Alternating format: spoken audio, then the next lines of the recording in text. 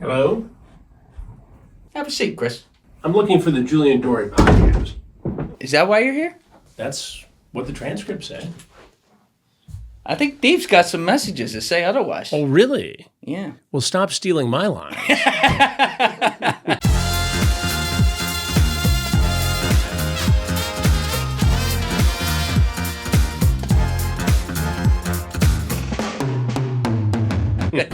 Chris Hansen'd, it's great to have you here, man. Thanks for having me. Appreciate it. It's kind of cool to turn around on you for about 3 seconds right there. Yeah. You're a real trained pro with that, too. You have responses ready. It's almost like you've seen it before. You start doing something for 40, 45 years, you start to get good at it, you know? Yeah, I mean, do you have, like, obviously people see the videos and it's real stuff, which is the scary part of it.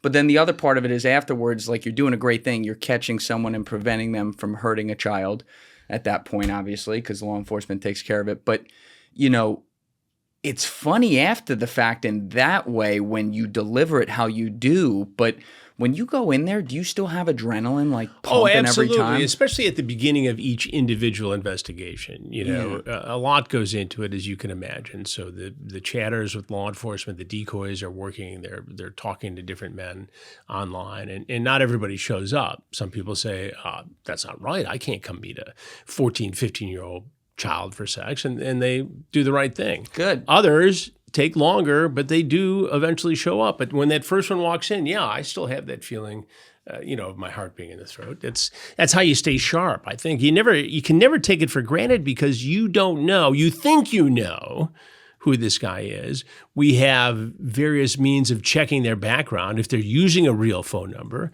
but sometimes you just don't know. And sometimes those are the guys who end up being a doctor or a law enforcement officer or somebody who, it's real shocking that they would be involved in this sort of activity. I mean, I just don't know.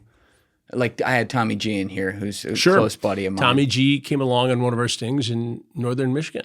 And he was talking about it when we had him here for episode 306. He was like, my heart was like palpitating when these guys were coming in. Now, obviously, he hasn't done it 100 million times like you, but it's like, you're doing a TV show, but it's real and there's real life consequences to it, and you're doing a great thing, but you're like, oh my God, like you're about to end someone's life too. I think that's what has made the show so enduring and is so captivating for people to watch it. I mean, it will be 22 years this March since we did the very first investigation in Bethpage, Long Island. And you talk about your heart being in your throat. When we did that first investigation, we didn't have law enforcement involved. I mean, I had a security guy, Ron Knight, who was, at NBC at the time, former NYPD lieutenant. Was he loaded? Yeah. He was carrying. He took all the knives out of the kitchen, but we didn't know what was going to happen. In those days, in the very first investigations, we worked with Perverted Justice in all the investigations we did at NBC, online watchdog group. And they posed as kids online. And if somebody made a date with a child, they would post their identity on their website in the beginning of their existence. And if law enforcement could make a case, they would. We thought we'd partner with them. But I mean, we're in this house and, we don't know who these guys are. And in that first investigation in 2.5 days, we had 17 guys surface, including a New York City firefighter. And I thought, holy hell, what have we found here? It was mind-boggling. But, the guys would leave, and with the exception of the firefighter, they were never prosecuted for their crimes that day. They took off. They were on TV, but they took off. And they couldn't prosecute that? You got to remember that this was very early on in the experience. And so it was even early in the process, in the whole movement for law enforcement to do this. I mean, ICAC existed, Internet Crimes Against Children. Stings were happening, but not to the extent they are today. Hey guys, 3 quick things. Number 1, if you haven't subscribed, please subscribe. It's a huge, huge help. Number 2, if you'd like to join my Patreon for early uncensored releases of the full episodes, you can join via the link in my description or in the pinned comment below. And number 3, if you'd like to join my clipping community for a chance to make content from the show and make money, you can join via the Discord link in my description below.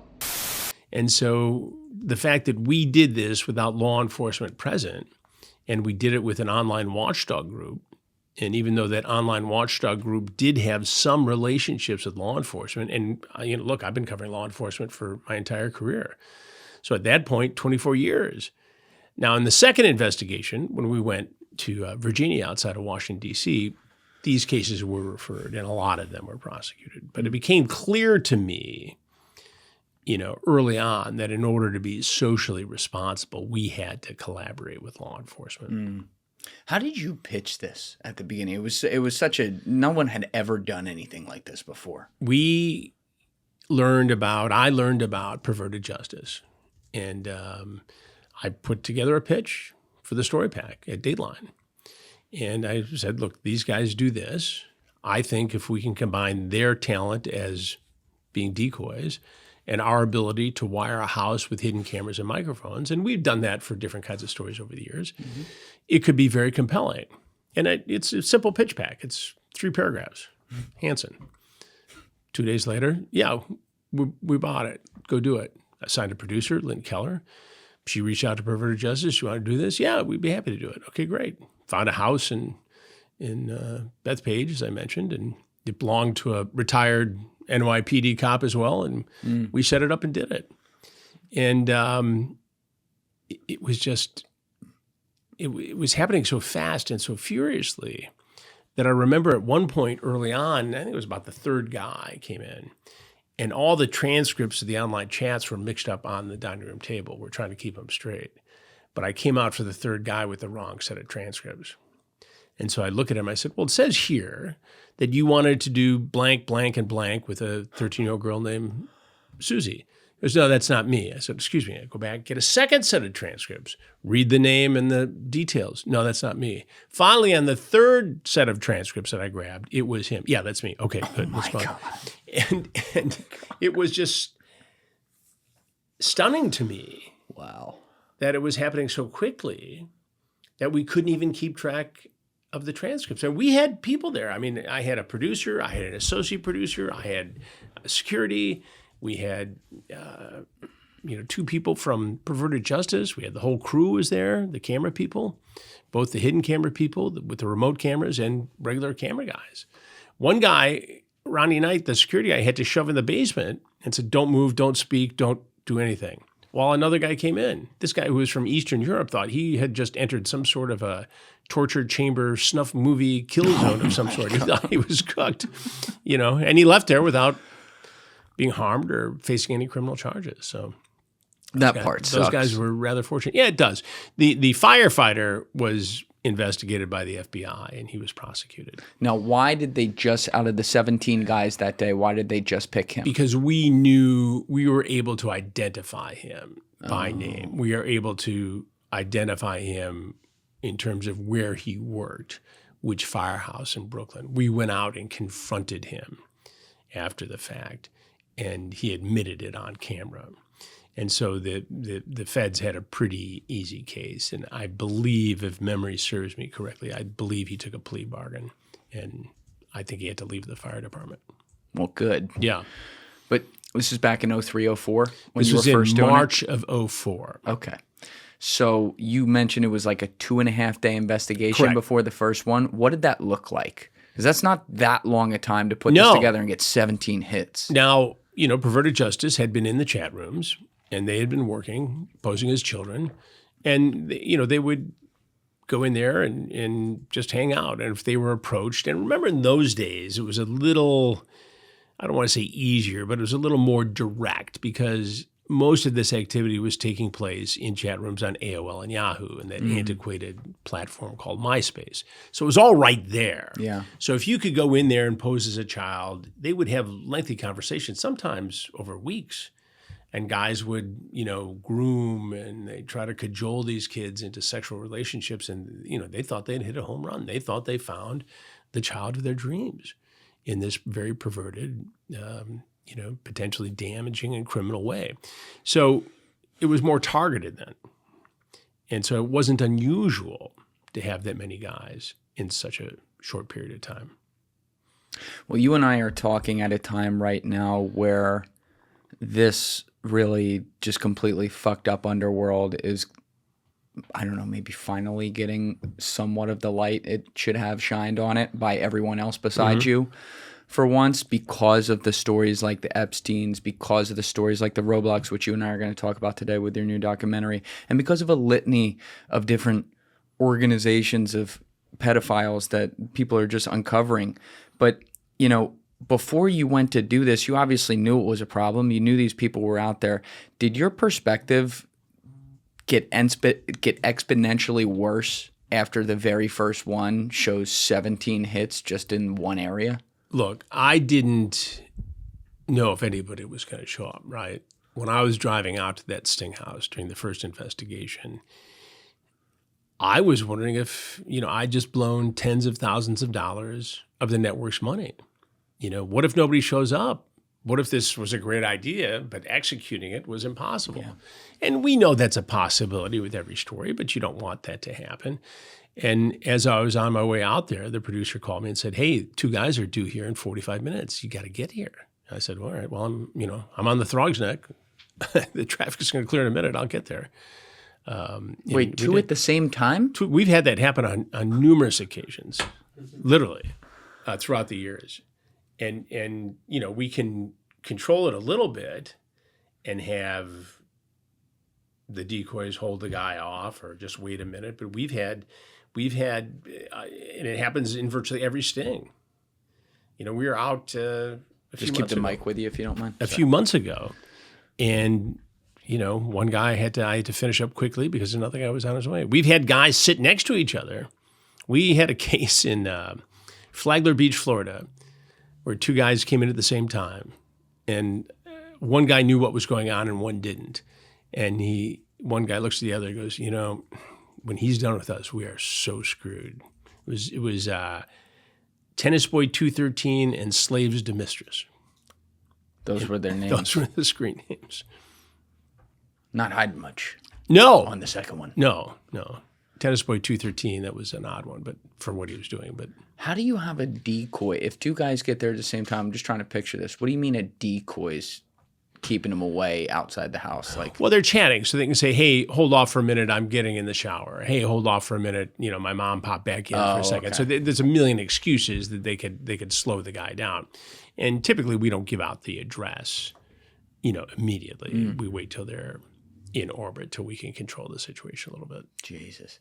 I've been trying a psychoactive mushroom over the past year, and it's not the one everyone's always talking about. The mushroom is called Amanita muscaria, the red one with the white spots you've seen in art and folklore forever. It's not psilocybin, and it's not a traditional psychedelic, but at higher doses, it can be extremely psychoactive and disassociative in its own way. For me, it's way more grounding. It puts me in a calm, focused, almost flow state headspace, and even helps me sleep. I think one of the reasons I struggle to fall asleep once in a while is because I have so many thoughts about the next day or the week or what's going on in here. And so whenever that happens, I can have a little Blue Lotus extract from my friends over at Amantara to put me right in the mood to calm down and go to sleep. And Amantara is the reason I feel comfortable trying Amanita muscaria at all. If you've looked into Amanita before, you know the space is filled with sketchy gas station products, synthetic knockoffs, fake lab reports. It's just messy. Amantara is the opposite of that. They've served over 50,000 customers at this point, and their sourcing is clean, lab tested, and transparent. No synthetic analogs, no mystery blends,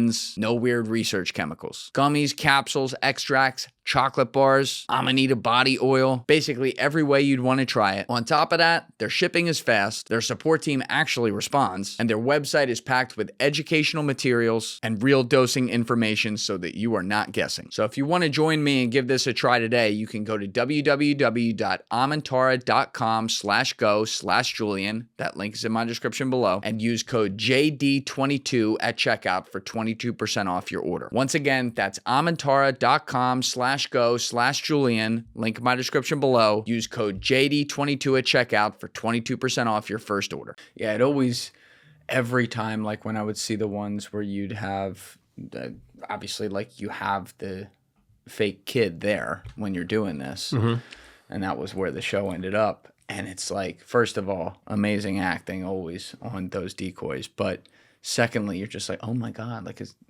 what if something happens real fast and they don't get in there soon enough? Did you ever have close calls with things like that? We never had anything that turned out to be, dangerous where somebody got hurt. But you do wonder, and people ask me all the time, do you ever feel sorry for these guys? Because sometimes a guy will walk in there, he's 19, 20, 21 years old. Is it the first mistake he's ever made? Does he think that maybe it's okay because the decoy is posing as a 14 or 15-year-old? The age difference won't mean much if the relationship were to take root. But then I always look at the examples like in the episode that drops today as we record this episode on the 26th of February. And in that case, down in Louisiana, Livingston Parish, Louisiana, a young guy came in and he swore up and down he'd never done this before. He wasn't going to really do anything. Now, I know in the chat he has talked about making a porn video with this girl. I watched him come into the house and try to give a big hug to the sheriff's deputy decoy posing as the child. There are a lot of young deputies that get involved in these cases. We don't use civilians anymore generally. And so now I've got him on the hot seat, and he sticks to his story. And he admits it doesn't look good, and we go on, and we go at it for about 25 minutes, 30 minutes.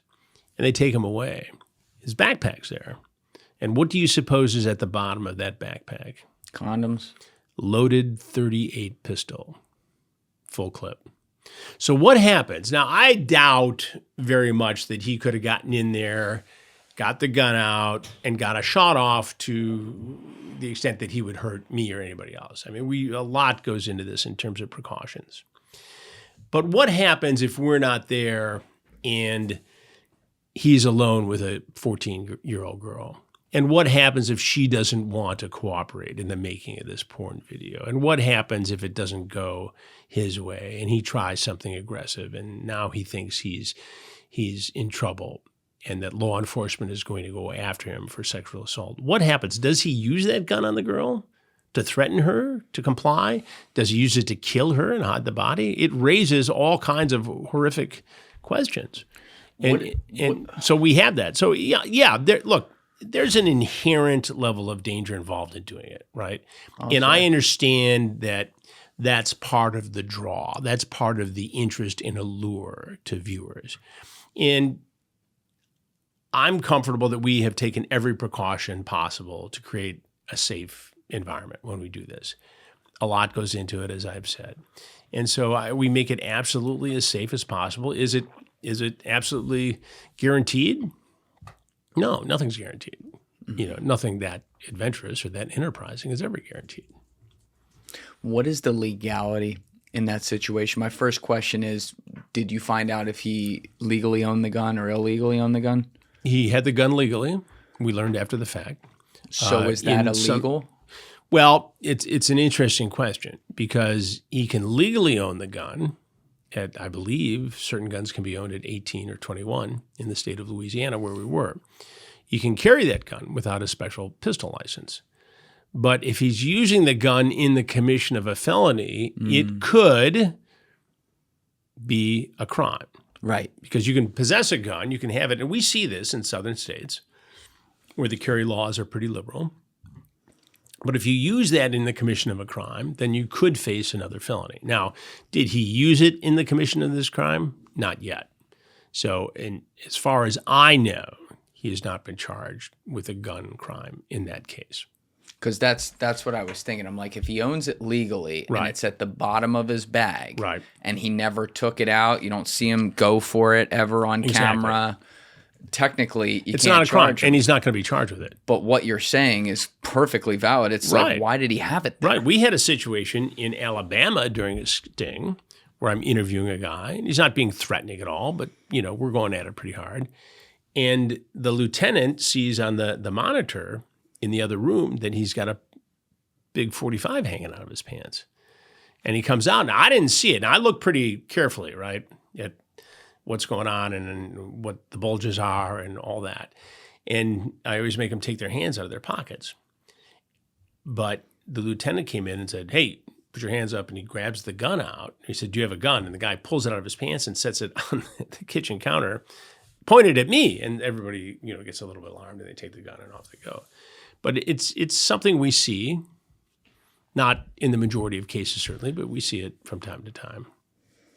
Outside of coming in and being direct and obviously delivering your line perfectly every time, what are your first instincts when you walk in there? What, outside of also looking for a gun, you already mentioned that, but like what kinds of things are you looking for? Or are you just totally clear on like, let me just address this person and see if they understand why they're here? Well, I want to engage, right? So oftentimes it's not aggressive unless they're aggressive from the start. And I feel that I need to take control of the situation. So in some jurisdictions, law enforcement makes the first contact, right? And so that makes it easier in some ways because it's already, the situation's settled. The guy's got handcuffs on by the time I interview him. In a lot of the scenarios, I get the first crack at it. And that's when I have to control the environment.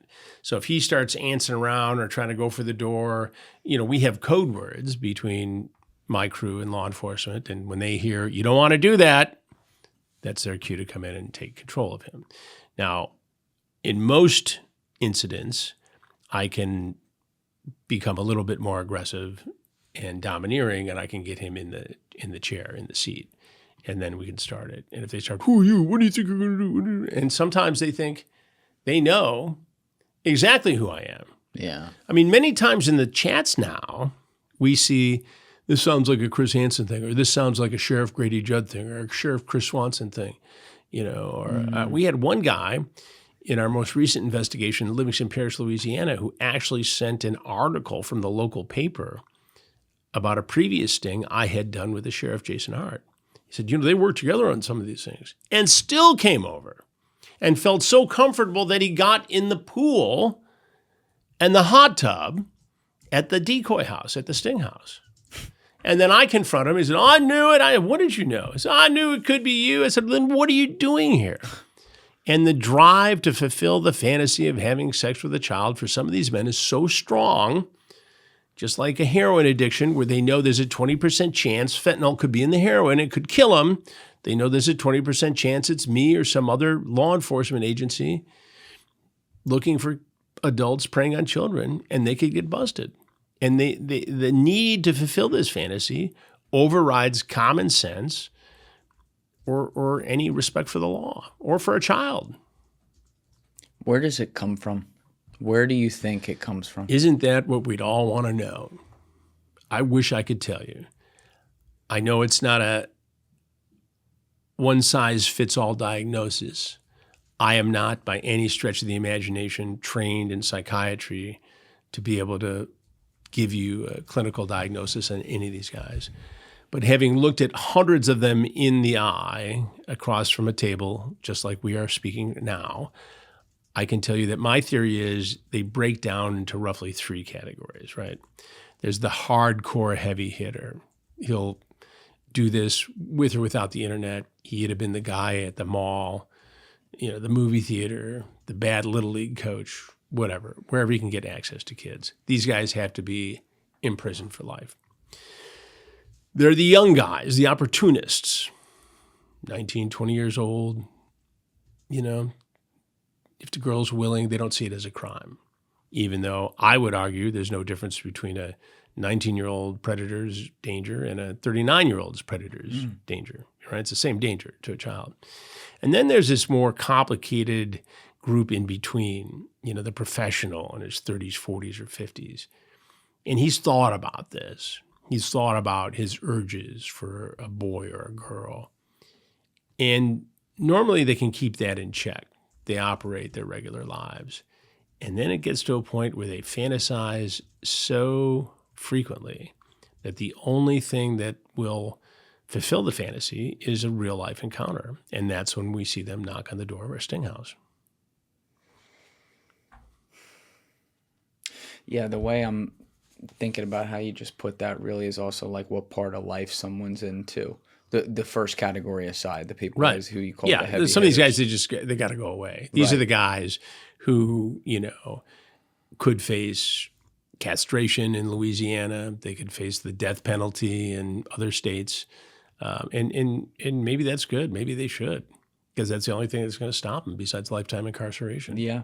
Yeah, you can't. It's the ultimate. It's like being a vampire. Yeah. You do that. You do that to a kid, there's something you are taking from them for the rest of their life that can never be fixed. And what causes that? Is it a wiring of the brain? Is it a childhood experience? Is it the fact that they were victimized as a child? Is it any number of things? Yeah, I think, again, there's no one straight line diagnosis for this. Right. And we want easy answers in society, right? In American society. We want, this is a bad guy, lock him up forever. This is a bad guy, give him a shot that's going to keep him from offending. This is a bad guy who should go into treatment and he should come out of it better. It's not the same guy. Mm-mm. And until we get our arms around that, we're going to continue to deal with the same issues. But it's not going away. And the internet has only gotten more ubiquitous in terms of the platforms available for adults to approach children. I mean, again, as I told you in the beginning, it used to be 3 spots. Now I can't even keep track of them anymore. Right. And the online games and everything else we have going on, it creates a lot of opportunities. So not only would I argue that there is more of this activity than ever before, but it's also so much more diffuse that it's more difficult to investigate and catch the guys because there's 1,000 places they could be. Yes. And I can't be in all those places. The law enforcement across the country, across the world can't be in all those places. That's right. We did my wife and I went to a fundraiser Saturday night, a couple days before this recording, down in Florida for the Child Rescue Coalition. And this organization uses technology that can track the trafficking of child porn and CSAM in real time. And they share this technology for free with law enforcement around the world. And they take a crack at it from that standpoint. And I think that's one of the most effective ways to go after these guys, because if you cut off the source of child pornography and CSAM, you eliminate a lot of children being abused in an effort to create this material, but you also cut off what I think is the fuel in some cases that gets these guys so cranked up to commit these crimes. There is, without exception, when somebody gets caught offending, a link to viewing child porn, I believe. And a lot of people smarter than me who study this a lot deeper than I do agree that almost without exception, there's a link between viewing child porn and offending. And if you view it long enough, you will offend. And so that's why when people say to me, well, at least they're just looking at it, they're not. I said, no. First of all, a child had to be victimized to make it, right? And I don't care. You can get into this argument about AI-generated stuff or whatever. It's still child porn. Mm-hmm. And ultimately, this predator is going to get to a point where it's not enough, and he's going to try to find a real child. And that's just the way it is. Yep. I do think there's something to, like, we joke about it all the time, like, not child porn, but regular porn and stuff. But I think there's even something to that, too, with some of these guys, too, with how ubiquitous porn is around them, period. And you can get it for free. When I was a young teen, if we wanted to look at what was considered to be porn in 1973 or 1974, we would have to, and it wasn't even really porn. It was a Playboy fold-out, right? Okay. I mean, it was not simple. Even nude, right? Yeah. It was very straightforward. We would have to sneak into the garage of a buddy's dad, find the hidden box of previous editions of Playboy, somehow sneak those out of the garage without our mom seeing it, take it to the woods someplace to look at it, and then bury it for a future date if somebody else wanted to look at it. That was how you looked at porn. Today, it's a few keystrokes, and you can see, some of the most aggressive pornography ever made. Yeah. The world has changed. It wires people's brains. It does wire people's brains. And the other thing that, we talk about all the time, and we figure out we, need to do a documentary on is, the large number of female teachers getting caught sexually involved with young male students. Right. I think some of this stuff starts out on porn sites as fantasy porn, and people get caught up in it. Women too. I could see that. And we don't find women in our stings. And the experts will tell us it's because women predators, female predators don't like the anonymity involved in our stings, where male predators get off on it. Female predators want to know their victim. They want to know who it is. It's a student. It's little Billy so-and-so over there. Well, this is safe for me to go exploit him. But it causes the same kind of damage. In society, we look at it, maybe it's a little boy's fantasy, right? He'll be fine. But it does cause damage. And if you're the parent of that 13-year-old boy, you got to put that genie back in the bottle and get him back to an age-appropriate set of behavior. And it's very difficult. And then what does he do because of that experience down the road? You know, what does that make him? Yeah, there is a bit of a, I guess, like the lens we view it, double standard with that. Absolutely, there is. I'll admit that. And every time we do a story on it, or we mention it, or I say something on social media about it, it's like, oh, well, he just got his dream come true. Well, that's not how it works, you know. Yeah, you're right. Like it's funny, but like it's not. Sometimes you'll see it. I think it gets a little strange when it's like a 16 or 17-year-old boy. That's and then different the teacher's because like 23. That's a young man. Yeah, and then you're like, right.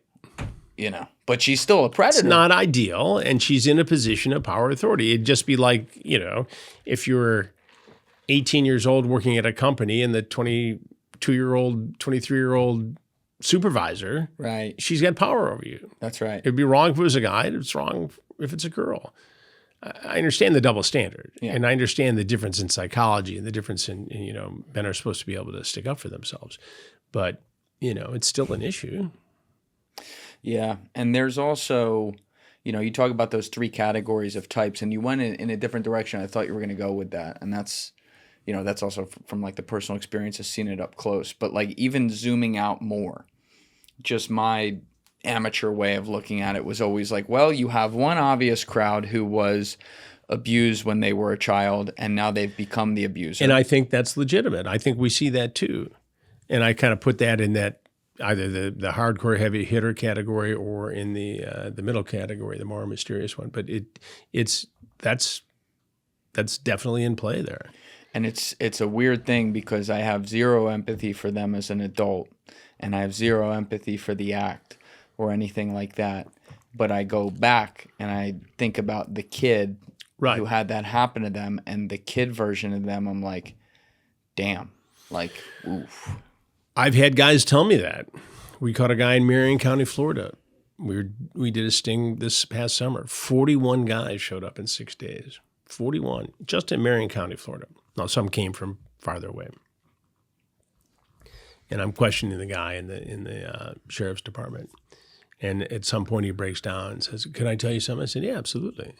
He said, "Well, I was, you know, abused by this older man and woman in my subdivision growing up. They had me cut the lawn, and then they had me take my shirt off when I cut the lawn, and then they had sex with me." And, you know, maybe, I mean, he could be lying to me too. We weren't able to confirm all this, but, you know, maybe that had something to do with this guy in this case. He claimed it did. I don't accept that as an excuse, because if you were abused as a kid, and this is oversimplifying it obviously, but I think you should know the damage that caused, and you should take whatever steps you have to take to not damage another kid. I agree. The other category, though, is the category of people who just became this or decided to become this. They weren't abused, and something happens. Now, you mentioned it could be from them at some point taking the really dark rabbit hole down porn, and that leading to the illegal dark web version of it. It could be, you know, other things of a non-sexual nature that happen to them in their life that then they want to take power over other people because of it. I could go on and on and on, and people way more qualified than me could. But, like, I don't know. I guess I'm grateful for the fact that can't process to me how you would get there. Right. It's good that we can't understand it, right? Yeah. Because if we could understand it, it'd be awfully scary to think that way. Yes. We need to understand it. And thankfully, there are people who do, you know, medical doctors, psychiatrists who go into prisons and interview these guys to get information.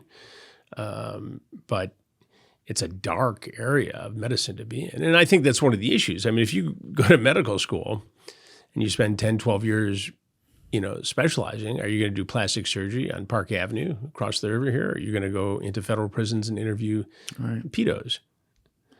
Right. I mean, it's you have to have a special drive to do that.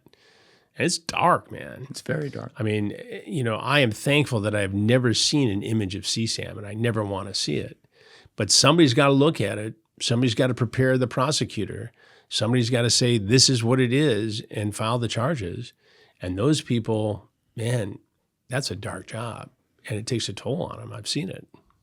Even some of the redacted images that we're all forced to see when we open up Twitter now with these Epstein files, where it's clear. Yeah, what you're underage. looking at. Yeah. It puts the worst type of goosebumps on you because you're like, these are 50, 60, 70-year-old people, and they're all rich, by the way. That makes it like something even about that even makes it worse. Like, why do you have to pick on kids?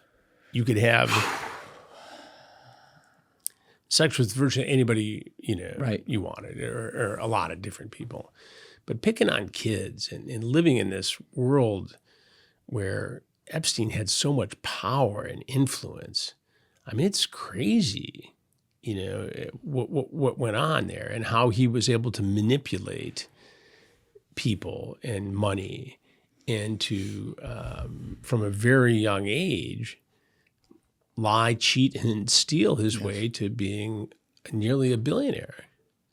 I mean, the New York Times did an article several weeks ago, and they interviewed for the Sunday magazine, and they interviewed his boss at Bear Stearns, who said, I regret I didn't kill his career when I had the chance to, because they found that he had lied on his resume. And he was able to convince him that, hey, look, if I didn't lie, I mean, those are schools I couldn't get into. I learned on the streets. I have a hard knocks education, and I'm obviously performing. I apologize for lying on my resume, but let me go to work. And they let him. And he continued, and ultimately he got fired from there and ended up someplace else and manipulated, Les Wexner into giving him control of a lot of money and a lot of other people too.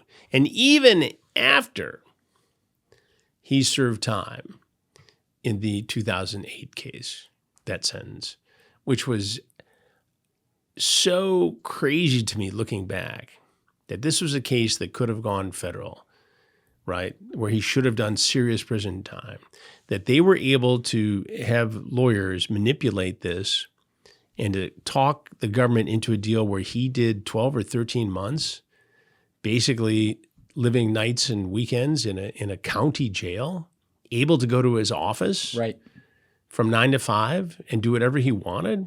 How about what he pled to, too? Right, to having an underage prostitute but not knowing it, essentially. Right. And it was 17 years and 10 months when there were 43 victims that were all 12, 13, and 14 years old.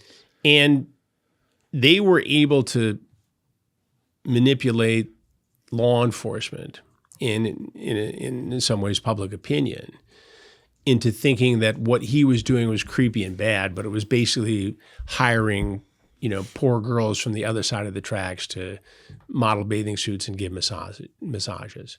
And they were really of the age of consent, when in fact it wasn't. It was a worldwide trafficking organization bringing girls in from Eastern Europe and Russia and Asia and all kinds of places.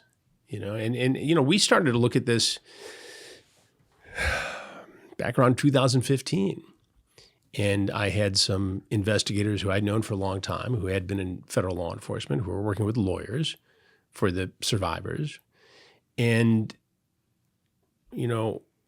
I tried to get too fancy with it. I was trying to figure out how to do a sting. How do I sting him? How do I do this in New York? And the levels of security were so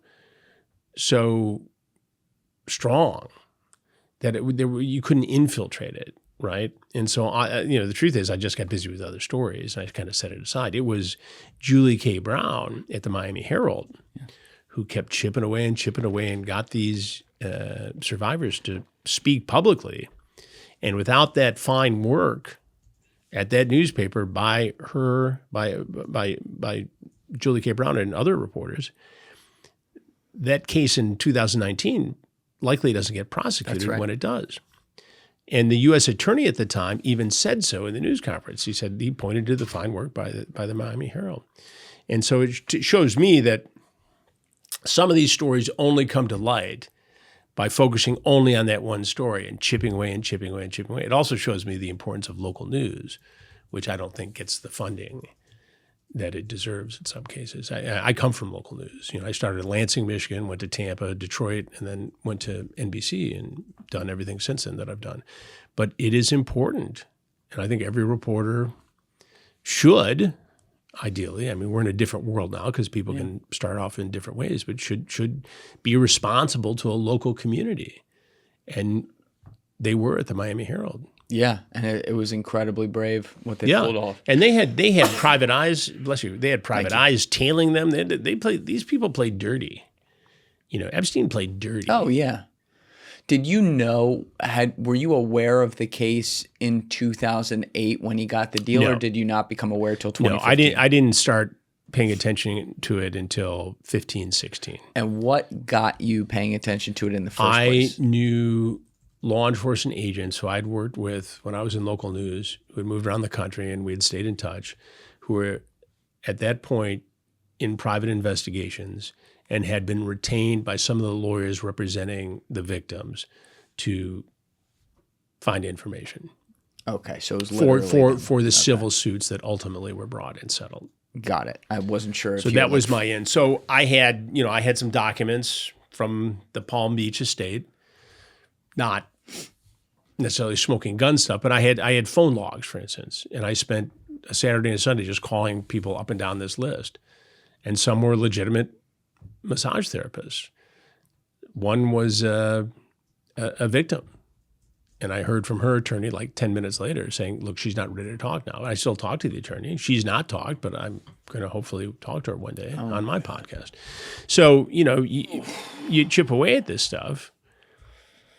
And you ultimately will find answers. I mean, I interviewed an author in the UK, Andrew Leone, for the latest episode of one of my podcasts, Have a Seat with Chris Hansen. And he had just come from lunch with a source on the case involving the former ambassador to the U.S. and former Prince Andrew. In the 3 days between the time we recorded the interview and the time that it went up on Have a Seat with Chris Hansen, Andrew had been arrested. The former ambassador had been arrested. And everything else that he talked about is going to happen.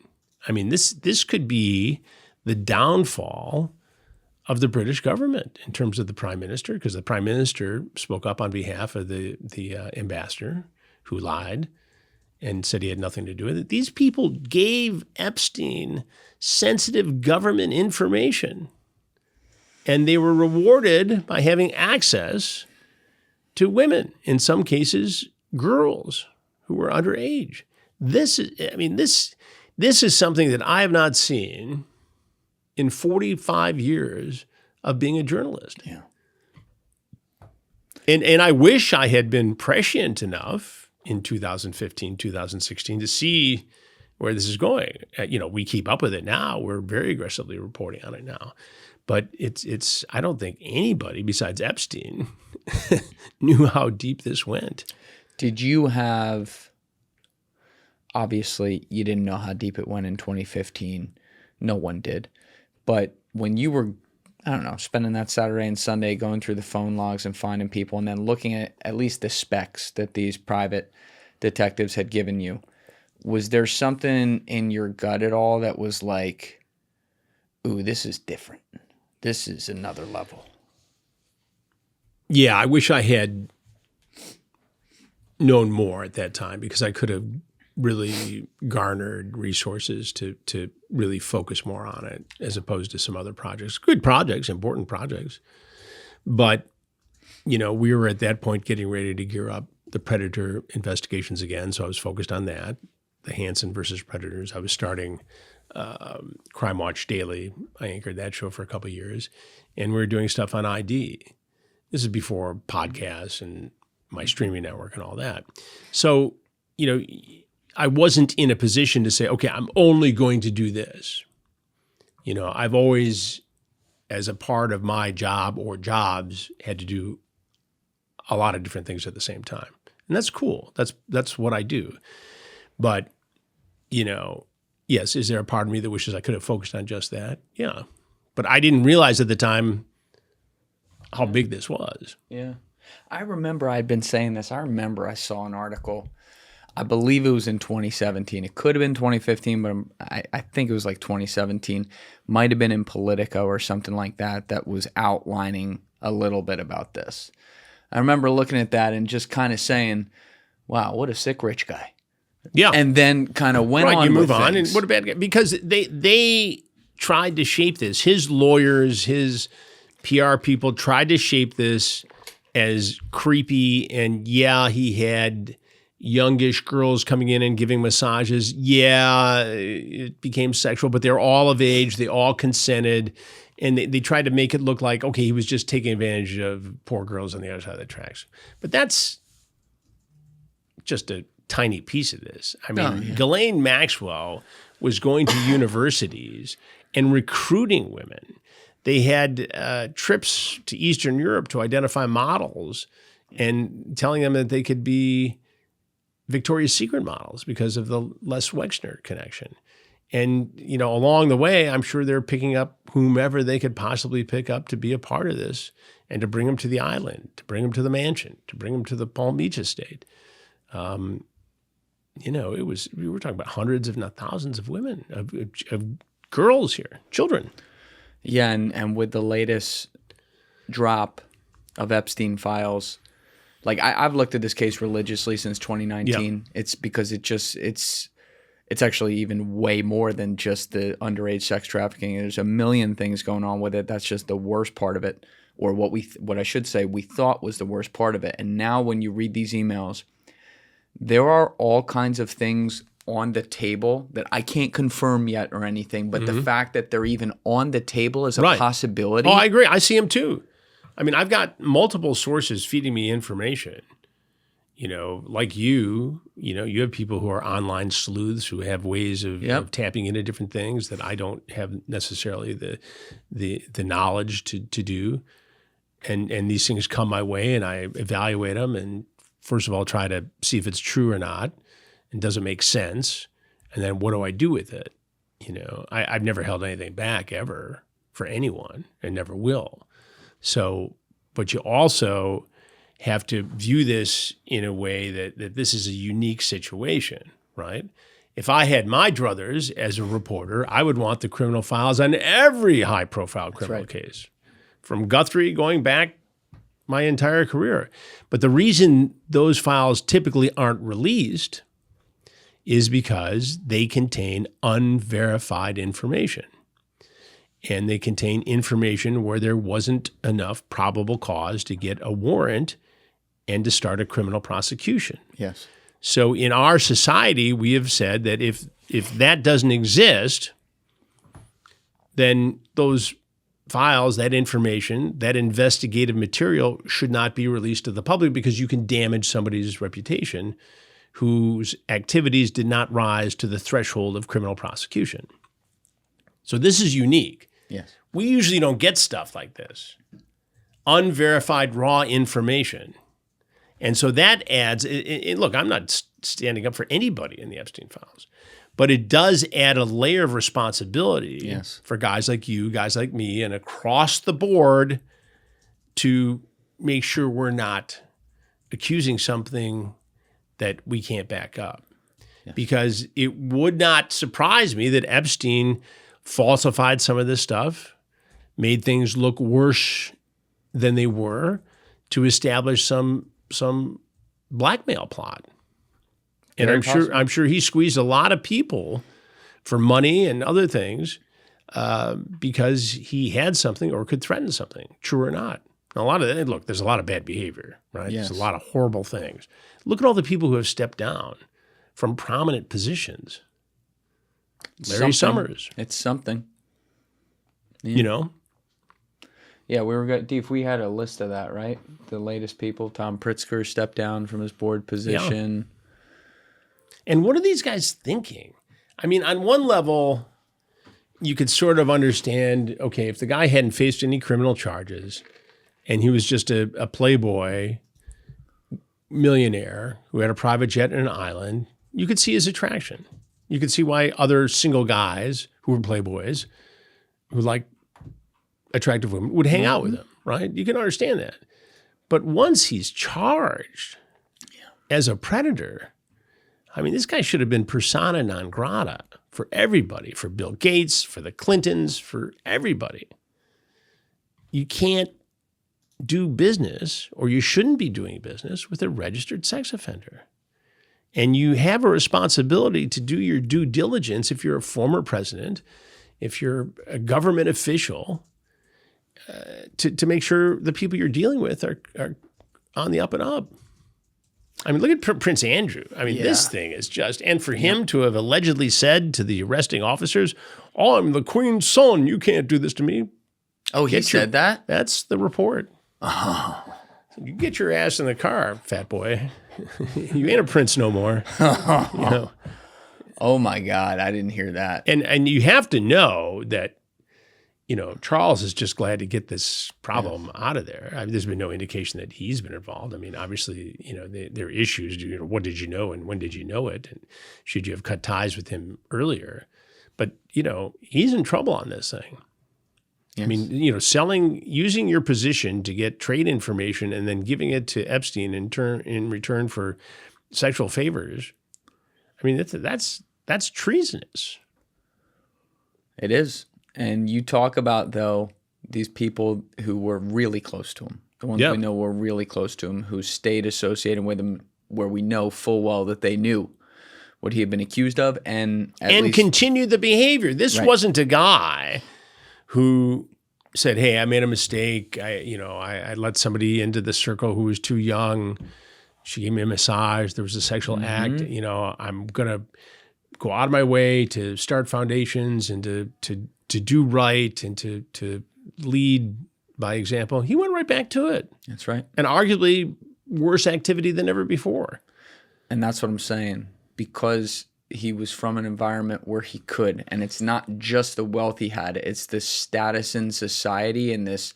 It's a sense of impunity. Yes. It's the same sense of impunity that former Prince Andrew has, that his former wife has, that Epstein and his buddies had. They just didn't think it applied to them. You know, I interviewed Julia Bryant, who's an Epstein survivor, who was in South Africa, attractive young woman of legal age, but was coerced into coming back to the ranch, woke up in a surgical suite, and still doesn't know exactly what happened. In a surgical suite? Yeah, at the New Mexico ranch that he had. All kinds of stuff that was allegedly going on there. Oh, yeah. But she met Epstein when he was with Clinton and other dignitaries. In 2002? No, after 2002. Again? When they were in South Africa. Again? They did that again? Well, whatever the date was at that South African trip, whether it was 2002 or right around in that area, it was, I guess it would be before 2008 and the charges. But, I mean, here's a woman who was eager to get into modeling, met somebody who was with the president, the former president of the United States. I mean, how much more safe can you get? Secret Service agents there. At dinner, Kevin Spacey's there, a Hollywood movie star. You know, of course she thinks that it's going to be okay. She certainly didn't bargain for what happened to her in New Mexico. And she doesn't have any recollection. She has theories. We did this interview for Have a Seat with Chris Hansen, and it's, and I knew her story. I had been prepped for the interview, but, things kept coming out of it where I was learning things on the fly from her. I mean, it's amazing. And this guy was, not prosecuted or investigated by local authorities there. I mean, he threw money around like it was nobody's business. It's also so strange, Chris, that to this, they're only now apparent, and it's very hazy what's going on. They're only now apparently going to look at exhuming some of the ground around Zorro Ranch, or actually going in there. It's a whole that's weird... where this took place. So what else is going on there? We did a big investigation for Discovery Plus on Peter Nygaard, and he was a billionaire freakazoid. Yes. And part of his deal, he's in prison in jail up in Canada, waiting, charges all over the globe. But his deal was that he would allegedly impregnate young women in the Bahamas, where he had a huge home, and then have them get abortions and harvest their stem cells of the fetuses to inject in himself as the fountain of youth. And we get into this in that documentary. And was Epstein involved in that sort of activity? I don't know. That's where, and again, we just have to look at what we have and know what we don't yet. Yeah. But it's a question. Yeah. And you look at the context of the jerky stuff. Yeah. And when you look at what other billionaire guys have done, were they in contact somehow? I mean, obviously, there are some people who are in the concentric circles of associates, billionaire sex predators. I mean, similar acts. Right. You have to ask those questions. Deef, can we pull up some of those emails where they use the code word jerky? Because Joe and I have looked through this a bunch. I'm going to hit the men's room. Hold that thought. Okay, we'll be right back. I'm going to get... All right, we're back. So we have some of these emails up right here.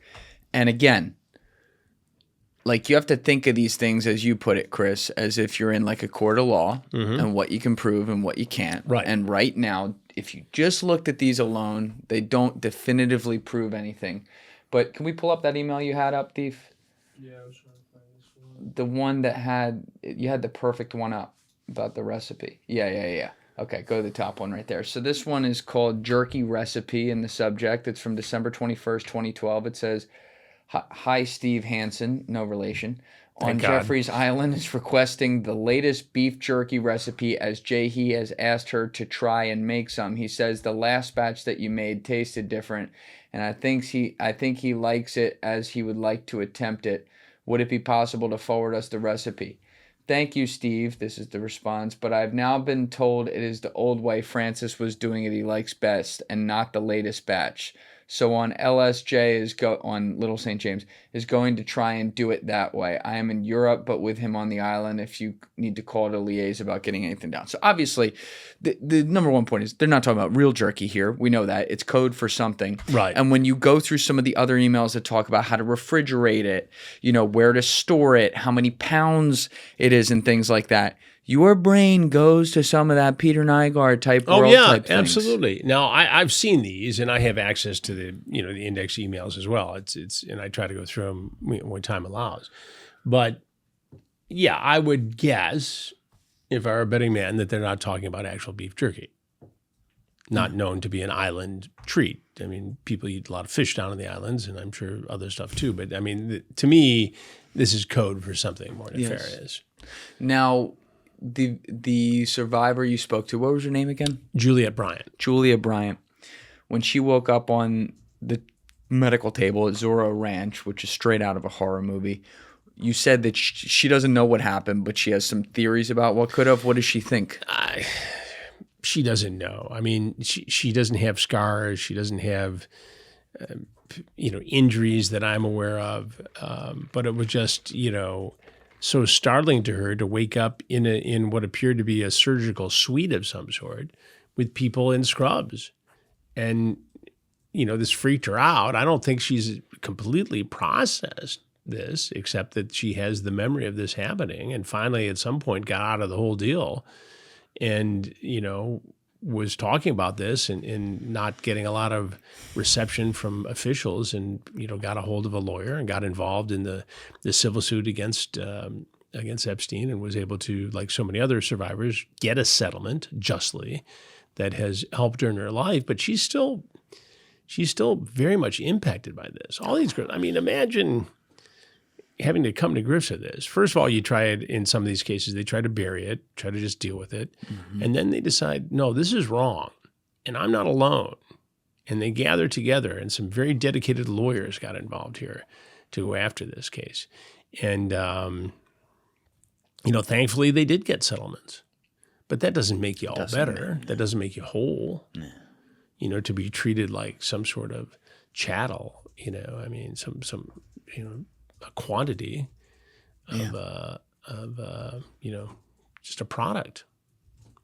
That's I don't even think he viewed them like that. I think it was even lower than that. I think this was a level of depravity that I have no concept of. Normal people luckily don't have any concept of. But I too did just speak with a survivor recently, and that podcast is going to be coming out soon. There's a couple of them as we were here for a while, but you had mentioned it maybe 10 minutes ago, talking about some of the tactics he would use. And the thing that blew me away when I was speaking to this Epstein survivor about his manipulation was how diabolical he was in studying it.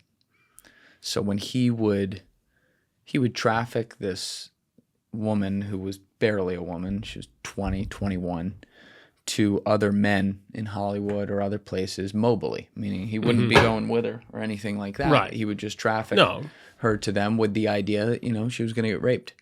And so she said that every time that she went and did one of these things, he would call her afterwards. And he would say, like, so did you hook up with him? Which, means rape, by the way, obviously. Yeah. And, most of the time the answer was no. And regardless of whether the answer was no or yes, he would want to know the details to a T every time. It was like it's like a serial killer. Yes. It sounds the Lamb stuff. Yes. It was, and in a sick parallel to the real world, I was like, oh my God, this is like when Bill Belichick and Tom Brady watch tape of defenses. Yeah. But he's watching. And he wants to know for his own, prurient interest. He gets off on this, obviously. But also to realize what kind of power, what kind of manipulation does he now possess over a wealthy, powerful guy that he can use to his advantage. What's the blackmail? Yes. I hadn't even thought He's of keeping that notes. Yeah. He wants to be able to say, well, how was your night with whatever the code name is? And he's got the response. And these guys were talking about this in the emails. Yeah. I mean, up until 17, 18, right up until 19 when he got popped. The Peter Attia, the doctor. Peter Attia, yeah. Yeah, Attia. Did he take part in it? No, apparently not. But he was talking about it, and he was chummy with a guy who is running one of the biggest human trafficking operations in the history of the world. It's wild.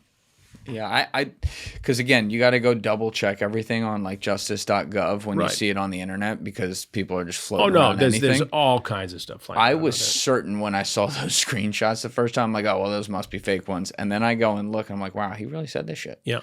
To this guy. And I'm not defending him, but I mean, obviously I would like to think that he didn't know the extent of this, that he just thought he was talking to a rich guy who was, somebody he thought was kind of funny and interesting.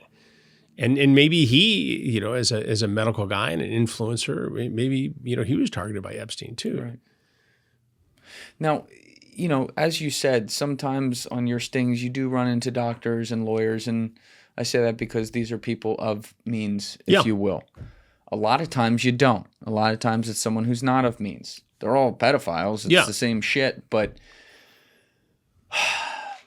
there is a different scope. It's the same thing, but there's a different scope through which to look at it to me when you're talking about people who are literal masters of the universe and billionaires and heads of state or heads of bureaucracy or heads of academia or in industry, whatever it may be. Do you have a ton of experience ever looking at things like that, or is that even kind of new to you? Well, I think it's new to me in terms of the scope of the wealth and power involved in the Epstein case. I mean, as I mentioned, we did a big investigation on Peter Nygard. There's a lot of money involved there, a lot of corruption, a lot of delivering cash and a frozen fish to a government official. I mean, a lot of people looking the other way. But in terms of the predator investigations that we do, the takedown investigations on TruBlu, to me, it's interesting when it's somebody of wealth or power or character or influence because you would think that that person should know better. It's no more of a crime than when a lineman for the power company does it while he's staying up in a hotel in rural Louisiana. I mean, it's the same damage caused to a child. So I try to approach each of them the same way. I mean, obviously, you know, you've got a doctor who walks in after seeing 18 patients, and while he was seeing 18 patients, took time to be texting somebody who was a 15-year-old girl, posing as a 15-year-old girl, and send a picture of his penis, and then stop in his Range Rover to buy Oreos and red wine because the girl had braces and he had a fantasy about the Oreos being in the braces. I mean, obviously that adds layers of context to the story. And it's a doctor who's taken the Hippocratic Oath to cause no harm, and he's there to sexually abuse a 15-year-old girl. And, you know, yeah, I think that makes for a more interesting story. Is it any more dangerous than the lineman? No, same danger. Right. And they both make the movie. Nobody gets out of this. I don't, you know, prioritize any of these cases because of what they do for a living. You know, my producer and my executive producer sit down and we, you know, we put these, we edit them and put them out as they come. Mm-hmm. Now we may change them around for whatever production or programming reason, but everybody makes the movie. Yeah, and I think on that level, you're right. I mean, everybody makes the movie. Nobody gets out. Right. Now, we may have guys who don't talk, and we may group them together, you know, 3 in an episode because the interviews are shorter for whatever reason. But nobody, you know, nobody gets out of this who gets caught. Right. And again, like you're talking about that range and people from way different backgrounds or means and things like that, and I agree. There's a level, though, that you don't get a chance to get to. It makes headlines when it's a doctor. I mean, you look at the New York Post today, the day that we record this, and there are 2 or 3 stories about prominent men getting caught getting child porn, CSAM. One is a doctor in Michigan. Another is a physician someplace else, but all prominent people who are shockingly engaging in the purchase and trafficking of child porn. In one day. In one day. What percentage do you think actually get caught? That's an excellent question. And there's a theory that some of these guys want to get caught. And I've heard that in interviews over the years. You know, I'm relieved.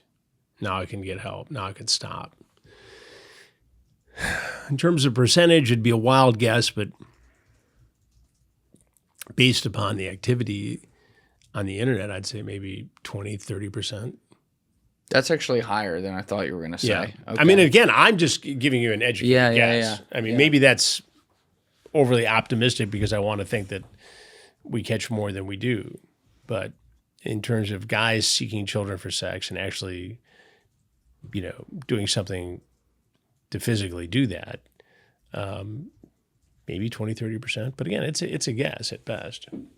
Do you think certainly not for everyone, but do you think for some people this is something that's curable, or do you view it as incurable across the board? They have this feeling that's what it is. I think the vast majority of cases are incurable, but I have seen, and we talk about this on the Predators I've Caught podcast, guys who, especially the younger guys, who, you know, did their punishment, whether it's a month in the county jail or whatever it was. They registered as a sex offender. They went to their treatment, and now they're productive members of society. It happens. How do we know that? We know that because they're closely monitored. We know that because they have to report to a probation officer. We know that because they're registered. We know that because we keep track of their activities. So is it 100%? No, absolutely not. But these guys are going to work every day. They're doing a job. They're not offending. They've gone to therapy. They're young enough where they can rewire their brains a little bit. And people would argue with me that none of these guys can be fixed. But I think some of these guys act on impulses that, you know, with some work and therapy and some monitoring, they can decide they're not going to do it again. Mm-hmm. And discipline. And discipline. If they have it. See, that's an interesting word to use there, because if you say discipline, the way, maybe I'm taking it too literally, but that would mean that they have all those urges, but they're disciplined to just not act on them or something. And that's exactly what I'm getting at. And I get email. We have an email associated with the podcast, chris@predatorpodcast.com. And I've gotten at least a dozen over the 5 years we've done that podcast, emails from men who say, look, I don't want to use my name or I don't want to be identified, but I am telling you that I've had these urges for as long as I can remember. I go to therapy. I'm in a normal adult relationship, and I don't offend. And I understand I have these urges, and I can't tell you exactly why, but I do. I'm attracted to younger girls. And I don't offend. And you need to know that there are people out there who are like me. Now, have I verified everything in that email as being true? No.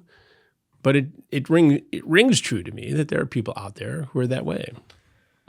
Maybe there's some of those people who are telling the truth. Maybe some of the other people fall in the category if they want to get caught, and this is how they think they can do it to get their attention by emailing Chris Hansen. Yeah, or they're jerking me around. Or they're jerking you which around. is not out of the possibility either. You don't know, but it's interesting that somebody would take the time to give me details about their life. And if I wanted to find them, I could find them. Yeah.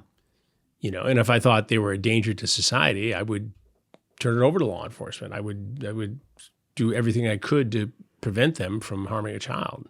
I don't care. Yeah. You know, but if it's somebody being honest who at least there's no information that he's harmed a child, then, you know, I'd like to hear about it. Do you ask them about, ever converse with them about where these urges come from? I have not, and I should. Yeah, I would.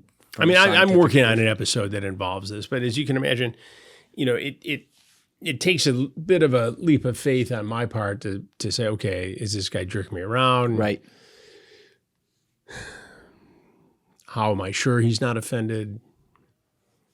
They need to take a leap of faith and say, all right, I'm going to go identify myself, because I'm not going to take just a fake name. I need to know. I need to run a background check on these guys. Yeah. You know, and so it's kind of gets stalled out in that mediation part of it. And then as you're working on that, suddenly there's 5 other interviews you have to do. So it's important. I should do it, and I will. Does it feel like sometimes with all of the awareness we have on just how widespread a problem like this is, does it feel like you're swimming against the current? Like it just gets worse despite all the great work you've clearly done to help? Yeah, I try not to get overwhelmed by it. You know, I've at a stage in life where I've been doing this long enough, you know, that I know a couple things to be true. One, you just got to do your best every day. 2, I believe in the work. It's important. I wanted to be a television journalist virtually every day since the age of 15, and I pursued it.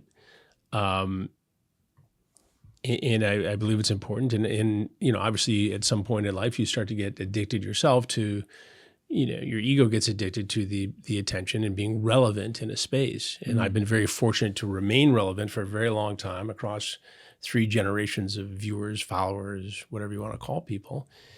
And to figure out a way to do stories in a manner that is captivating to people. Yeah.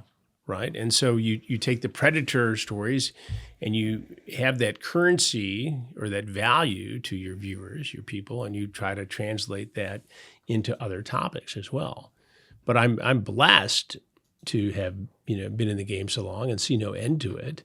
Not just catching predators, but all kinds of other stories and other material and other things that I do.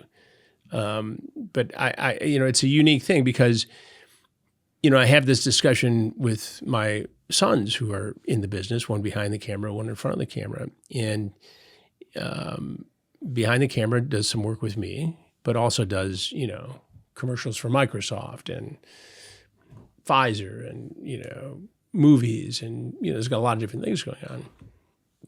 The son who's in front of the camera is in more of a traditional route, which is what I was in, right? When I went to NBC, I didn't go there to do predator investigations. We did stories for news magazines. And it could be the Oklahoma City bombing. It could be 9/11. It could be a lot of breaking news or, political news or the impeachment of Bill Clinton, all that stuff. You did that for a lot of years. For a lot of years. Yeah. And then, pitched the Predator series. And I think at that point, you either do it once and keep going, or you pursue that sort of reporting. And obviously I took a different road. That road doesn't land you at 60 minutes as a correspondent, right? It lands you in your own world, your own network. And I'm comfortable with that. I mean, I don't know of a better set of circumstances that I could have than the one I currently possess. I mean, who at 66 years old has their own streaming network, which produces Takedown that comes out every single Thursday, 2 podcasts with unique content every single Monday and Wednesday, and then documentaries, a dozen in the works, including the Roblox documentary that is out now. Well, you're also like a one-of-one brand. Like when people think about this kind of thing and like catching predators, it's like the next search on Google is Chris Hansen. Right, but I don't get to do a cooking show in Italy. But I knew that going into it. I think you're doing more important work, though. I agree. But you also, there's a part of you as you go through the business where you think, well, I'll do a lot of different things. And we did for many years at Dateline do a lot of things. That show has morphed into a murder mystery, procedural. Nothing wrong with it. Great show, does very well. My friends still work at that show doing those murder mysteries. Is that what I personally want to do? No. I found a niche and a purpose that is tailor-made for me. And I'm very comfortable doing it the way I do it. Those guys may not be comfortable doing it. I mean, there's no jealousy or animosity or I'm better than you or you're better than me or I wish we would. It's just the way it happened. We're all very good friends. We talk all the time. I see him at CrimeCon. Right. I think I'll actually disagree with you on one thing, though. Obviously, like you're perfectly comfortable right where you are and doing your thing. But I do think if you woke up tomorrow, maybe I wouldn't want to see you do a cooking show personally, but like, if you woke up tomorrow and said, I think not that anyone would want to do this these days, but I think I'm going to go cover the politics in D.C. People would be like, yo, Chris Hansen's covering what's going on in D.C. I think I'm you're going to right. watch it. I mean, it's refreshing to hear, I got a lot of people who depend on me to do the kind of work I do, right? And so that plays into it as well. Yes. But I think as this evolves, for instance, as TruBlu, our streaming network, grows, I think we're going to have, the ability to do a lot of different things. And I think as we become bigger, we have documentaries and projects in the works on different topics. And I think there's going to be the ability to get involved in a lot of things. And look, I'm at a great stage in life. My kids are grown, right? My wife is very supportive of this work. You're 66 too. 66 years old. You're doing well. I think you don't so. Look 66. I'm hanging there for a fellow of a certain age. But you adapt as you go along to preserve yourself too. Yeah. Now you said you wanted to do this since you were 15. Yes. I mean, look, you got the look, you got the voice. You always had that, but like, what was it? What was the push? I grew up about a mile away from where Jimmy Hoffa was kidnapped. Whoa! In suburban Detroit, and when it happened, the local police in Bloomfield Township and the FBI and national correspondents and local reporters, and Detroit, was a very sophisticated media market. It has been for many years. But when I was there, and I worked in Detroit for 10 years, the anchormen were larger than life. The reporters were, local celebrities and very good journalists, and they understood television. And Detroit at one time was the 7th largest market in the nation. Wow. It was New York, L.A., Chicago, Boston, Philly, and then Detroit, and the city of lost population. So it's changed now. It's in the top 20 still, I believe. But, I became fascinated with the story, obsessed with it. I used to ride my bike up there and, the crime scene, it was all happening. And so I was bit by the bug then. And, after that, the Oakland County child killing case, which was a huge case when I was in high school. Was the Oakland County child Oakland County child killer. 4 children disappeared in the span of like 18 months, found dead. They were all related to 1 or 2 potential killers. I'd done stories on it when I was in Detroit. Keep track of it now. Was just on a radio show a few weeks ago talking about it in Detroit. It's the 50th year anniversary. Knew the family of one of the kids who was taken. Yeah, there it Timmy is. King. And some theories. I mean, I chased around as a local reporter in Detroit. We went to Wyoming to chase a lead. We went, we did a lot of different things on this story. And technically, I mean, there are people who think they know who did it, both of whom are dead. Oh, they never got caught though. No. It's been one of those enduring mysteries. Now, people have their theories.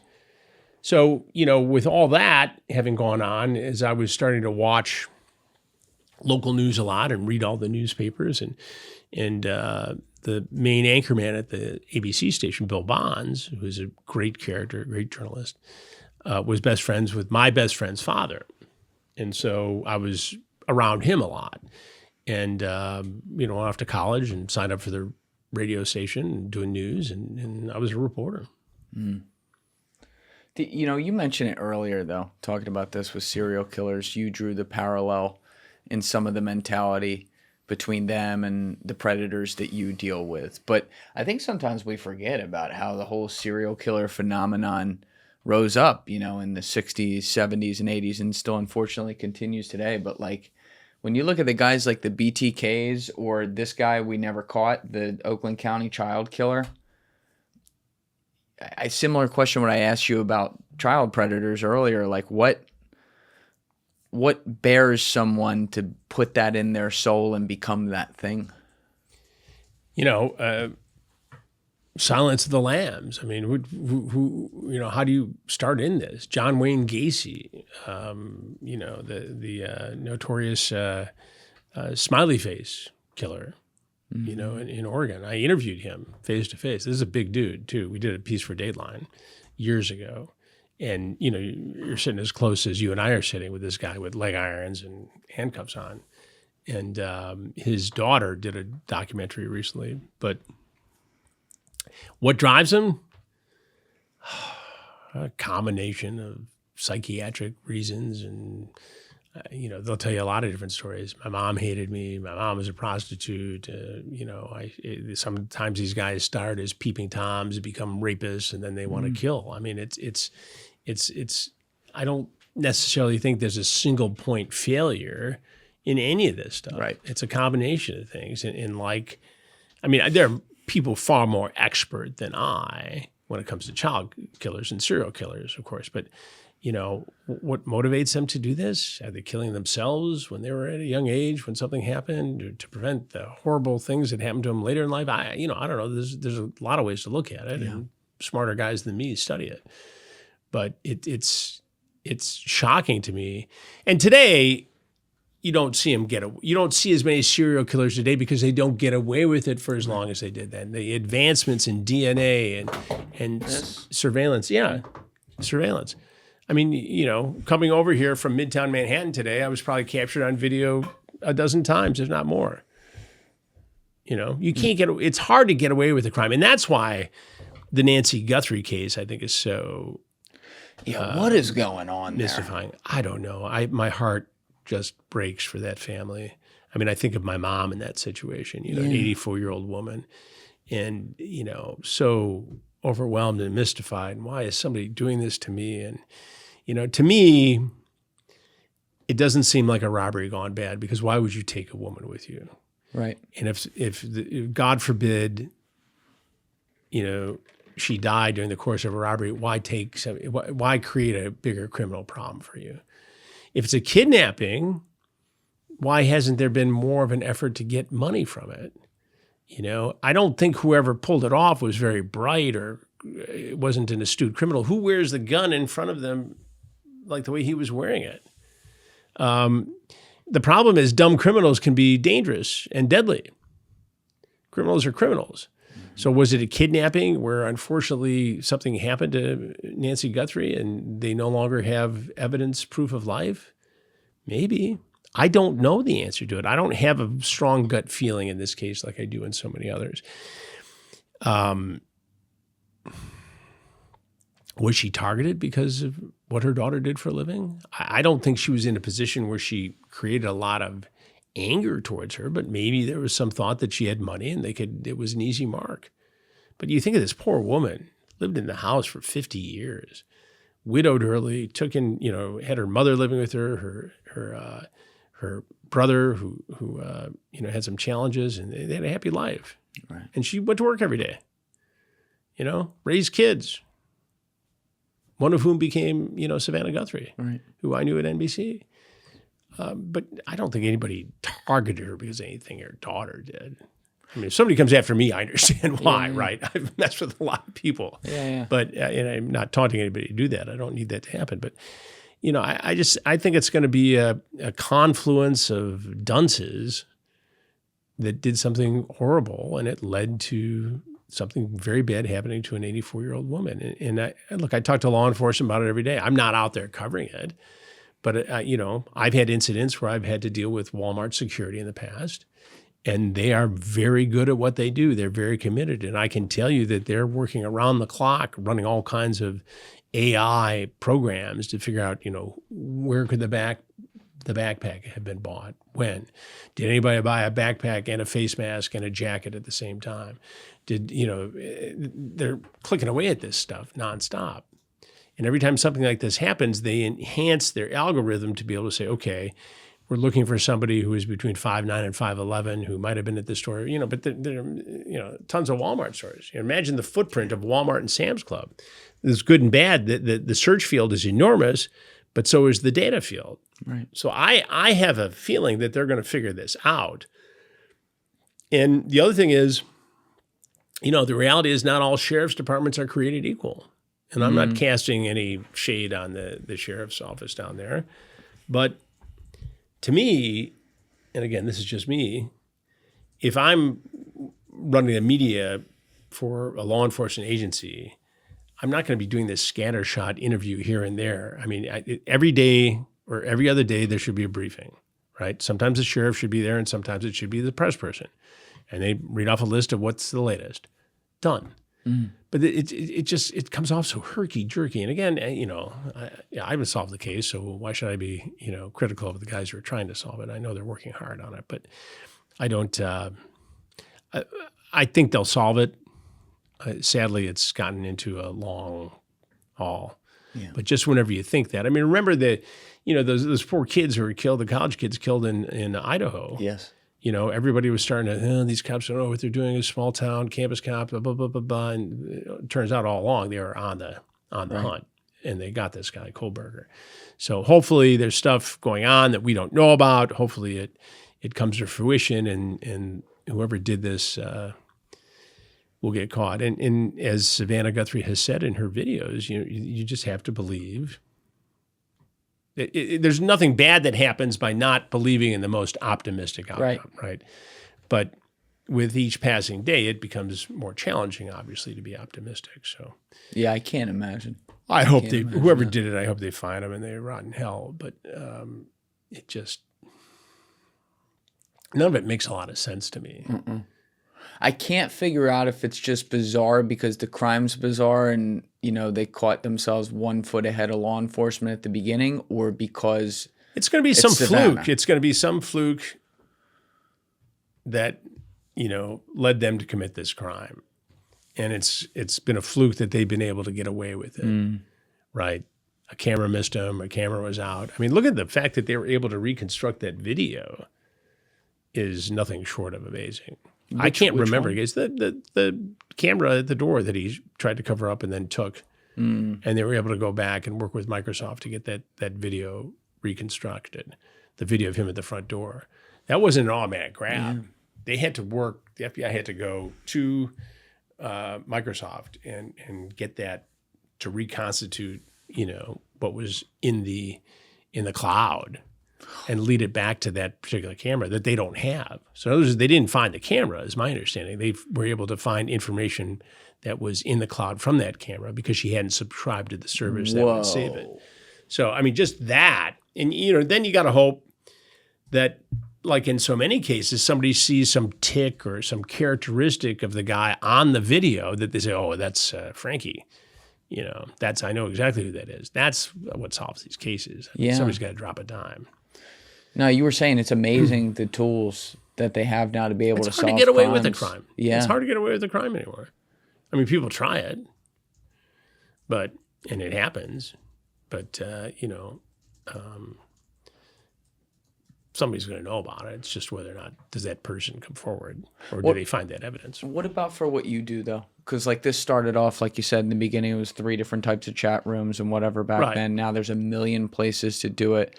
Where have you seen things, whether it be AI or other types of technology, assist law enforcement, or even with you when you're working with law enforcement on these types of cases? Well, we can track phone numbers. Right. Not every number can be tracked. There are ways to get, fake numbers or VoIP numbers. But when we have a real number, they can run it through a database and we know what car is arriving. We know who it is, where they got a criminal history, where they got a concealed weapons permit. That's 50% of the time we know who's coming. Now, can they figure out a way around that? Yeah. And then it's a bit of a mystery. Then I've got my hands full because I got to figure it out while I'm sitting across from them or standing across from them. But, we always do.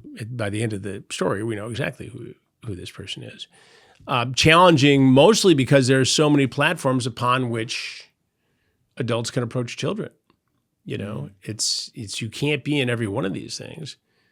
There's dating sites. There's, some of these crimes are happening on generally accessible social media platforms like, Facebook and Instagram, the Meta. I mean, we've had horrible cases where they're just guys cruising along, finding girls to chat with, and whoever hits back. They look for profiles where the child is potentially vulnerable, and they prey on that.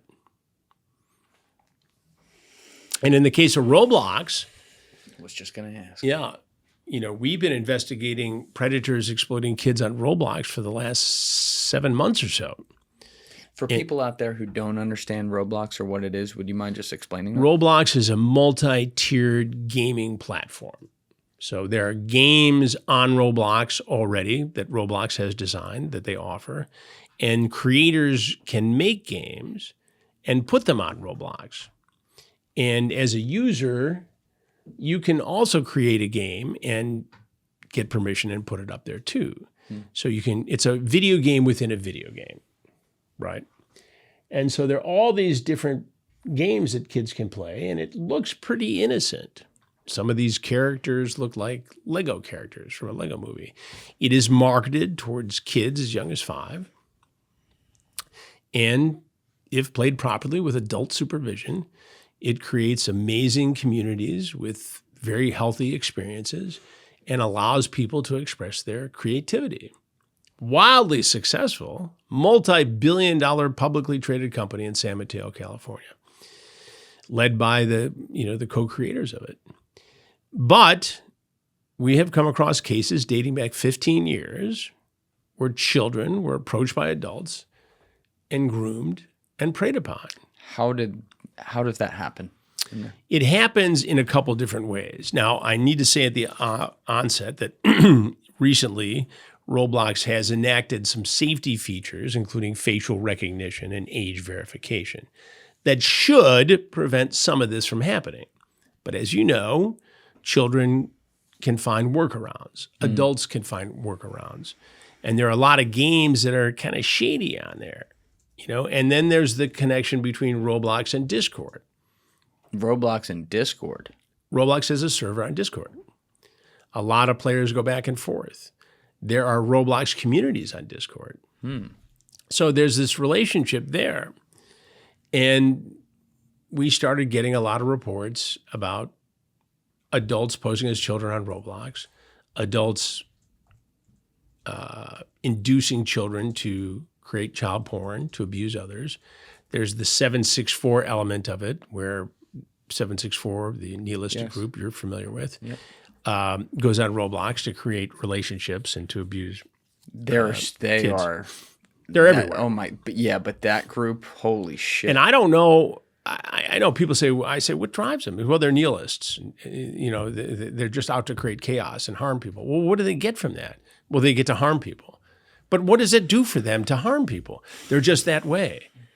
I mean, I interviewed a dad for a recent episode of Have a Seat with Chris Hansen, and he was so powerful. And his daughter was on Roblox and was co-opted by some of these 764 guys. Oh. And ultimately she committed suicide, and the grief and the guilt and the reconstruction of it. But not only did they cause her to commit suicide, they convinced her to live stream suicide attempts. He finds this out later. Then they start picking on him, the dad, and harassing him just for the sake of doing it. After she died? Yeah, before and after. I mean, this was an ongoing thing. So we divert from Roblox itself, but so kids were getting abused by predators on Roblox. We start digging into it. I find a detective in Marion County, Florida, Henrik Osted, who is one of the national experts on this.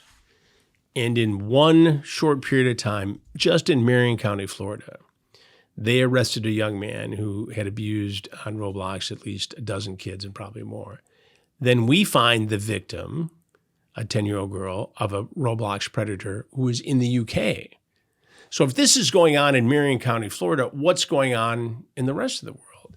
And then we learn about a young man named Schlep, who I'm sure you're familiar with. He was a YouTuber. He was a Roblox prodigy at 10, 11 years old.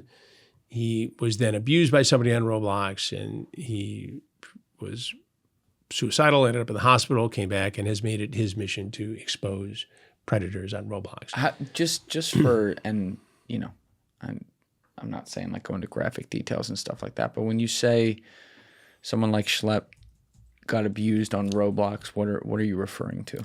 I'm referring to somebody who was a well-known creator who decided to abuse their power dynamic and try to convince Schlep to do certain things that he apparently did not do. But when he wouldn't do things, and when I talk about things in general on Roblox, there are predators who try to get children to take pictures of themselves or do things for their gratification, right?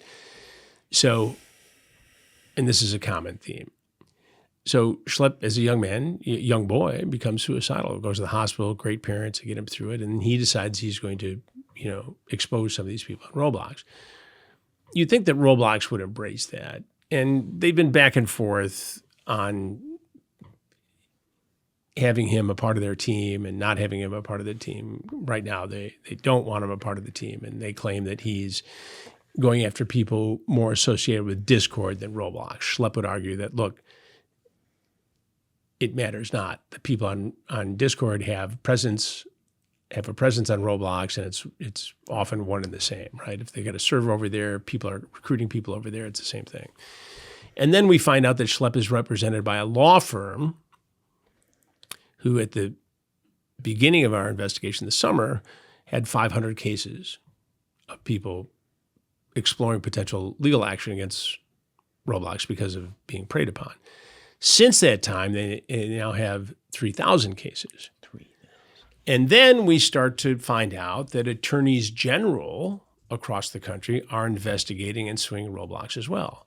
So you've got the Attorney General of Louisiana, who we interviewed. You got the Attorney General of the state of Florida, Kentucky, South Carolina, Texas. All these attorneys general are going after Roblox for not keeping children safe on their platform.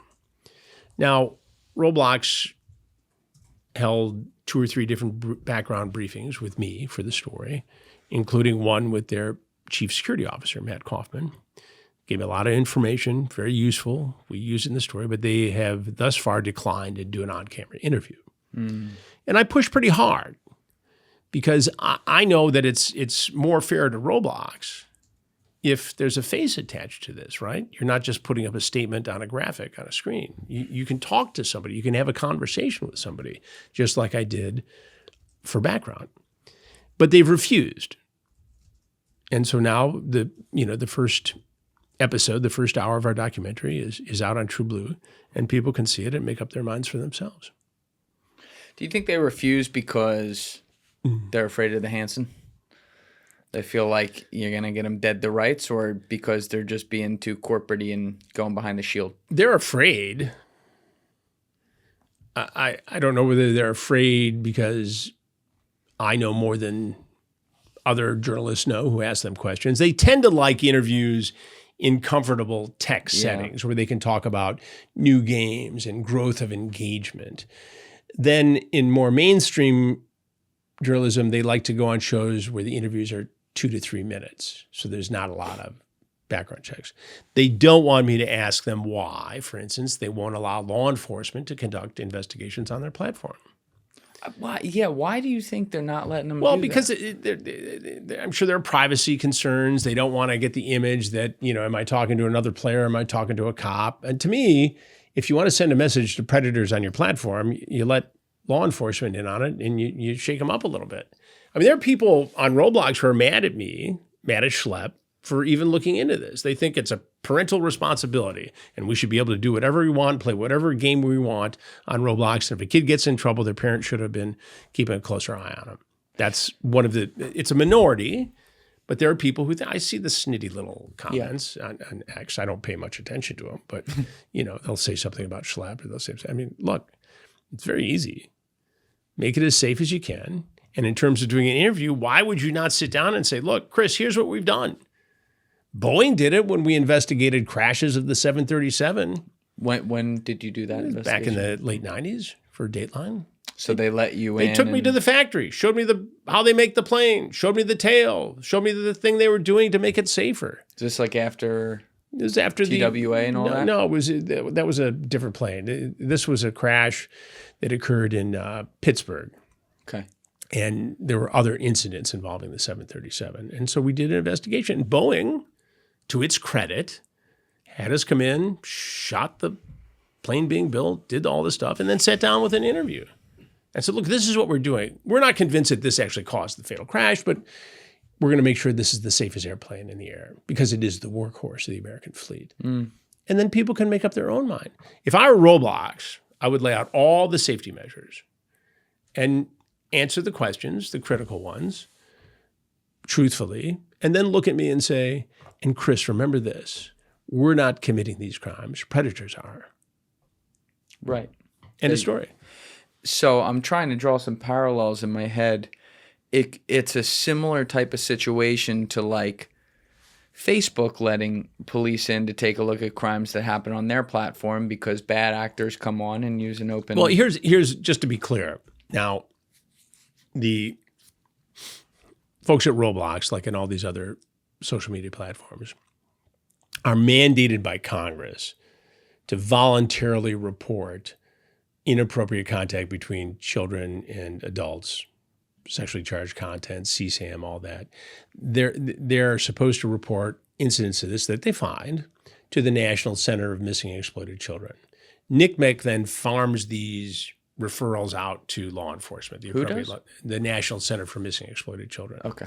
So they get a tip on children being exploited, and that goes from Facebook, whatever, to, or in this case, Roblox, to NCMEC, to law enforcement. And they do that.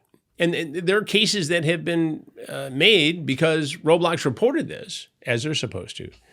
But why not let law enforcement go on and conduct their own investigations? Why not create a chilling environment for predators? So there's another parallel I'm thinking of in my head about this, and it's not a perfect one, but you remember the whole San Bernardino shooter iPhone thing? Where Tim Cook was like, shit, I really want to unlock that iPhone for you. But that sets a precedent about privacy laws in the future for people who might be innocent and things like that, which really you're stuck between... No, I understand it. But if I'm Tim Cook, I'm going to say this is a mass shooting and we have to catch the guy. Right? And so we're going to make a corporate decision, and I'm going to be a good corporate citizen and help law enforcement, and I'm going to do this. Right. So he's the CEO. He can do it. He can. Here, I understood where he was coming from on setting precedent, though. That said, this isn't my wheelhouse to know what the rights and laws are here, but is there a way that Roblox could allow law enforcement to monitor the app, and anytime they come across something that therefore is not actually something illegal or it's perfectly fine, the data from anything they collected on those people is required to be deleted and not held, meaning privacy I'm sure there's is protected? a way to do it. I don't even think it needs to go that far. I think if they're allowed to go do a sting here and there or do, an occasional investigation, it sends a message, just like our predator investigations send to the community, that we're going to be proactive. We're not going to wait until there's a victim. We're going to find these guys before there's a victim. We're going to use decoys, and we're going to send a missile out there. And the missile is going to hopefully be a deterrence to predatory activity. It's that simple. I mean, that's why they do these stings. That's why we do these stings. Yeah. How much of the Roblox, like you were citing the 764 examples and getting kids to send awful material and stuff like that or do awful acts, how much of Roblox then translates also to being groomed for meetups in the real world? Like, how big of a problem is that? There was a case just in the last couple of weeks. I interviewed the sheriff of Martin County, Florida.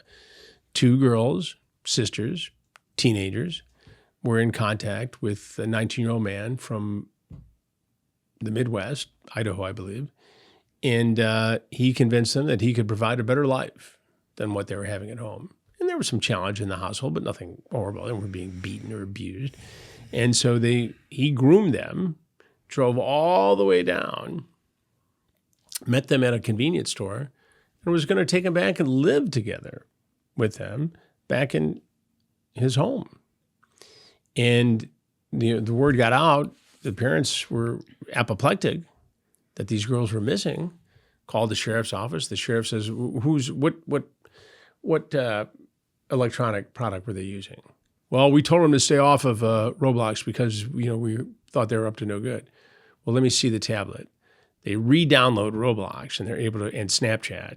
And actually it went from Roblox to Snapchat. So I think they downloaded Snapchat again and the conversations were there. So they're able to identify him. And they were able to track him to a convenience store where his photo was taken, video-wise, and there was a picture of his plate. So they were able to report that, figuring that he was headed back to his home. They put out an APB, and the Georgia Highway Patrol picked him up, and the girls were uninjured, thankfully. But this happens with some frequency. And the initial conversation starts on Roblox because that's where kids are. And again, parents can shut down this chat feature. And you're not supposed to be able to chat if your age is too far apart. But kids figure that out. Yes. And this has been going on for 15 years now. We interview a man who's now 30, children of his own, military guy can deadlift 716 pounds. Woody. And he was abused 15 years ago as a boy on Roblox and was brought to tears, this tough guy was, telling the story about, being groomed by this predator, meeting him. Turns out he was an older guy and he tried to sexually assault him. Oh my God. And now he's, got legal action against Roblox. We always use this term, righteously so, when we're describing how these predators win over the trust of their victims, and it's called grooming, but there's all different ways that it occurs. On Roblox, where you're dealing with something on the internet, which is also like what you've dealt with. Yeah, in your it's the career. same grooming. I mean, it follows a template. It's either an older guy pretending to be somebody who's younger, or it's an older guy who's going to co-opt and convince this child that he can provide something that the child needs or wants.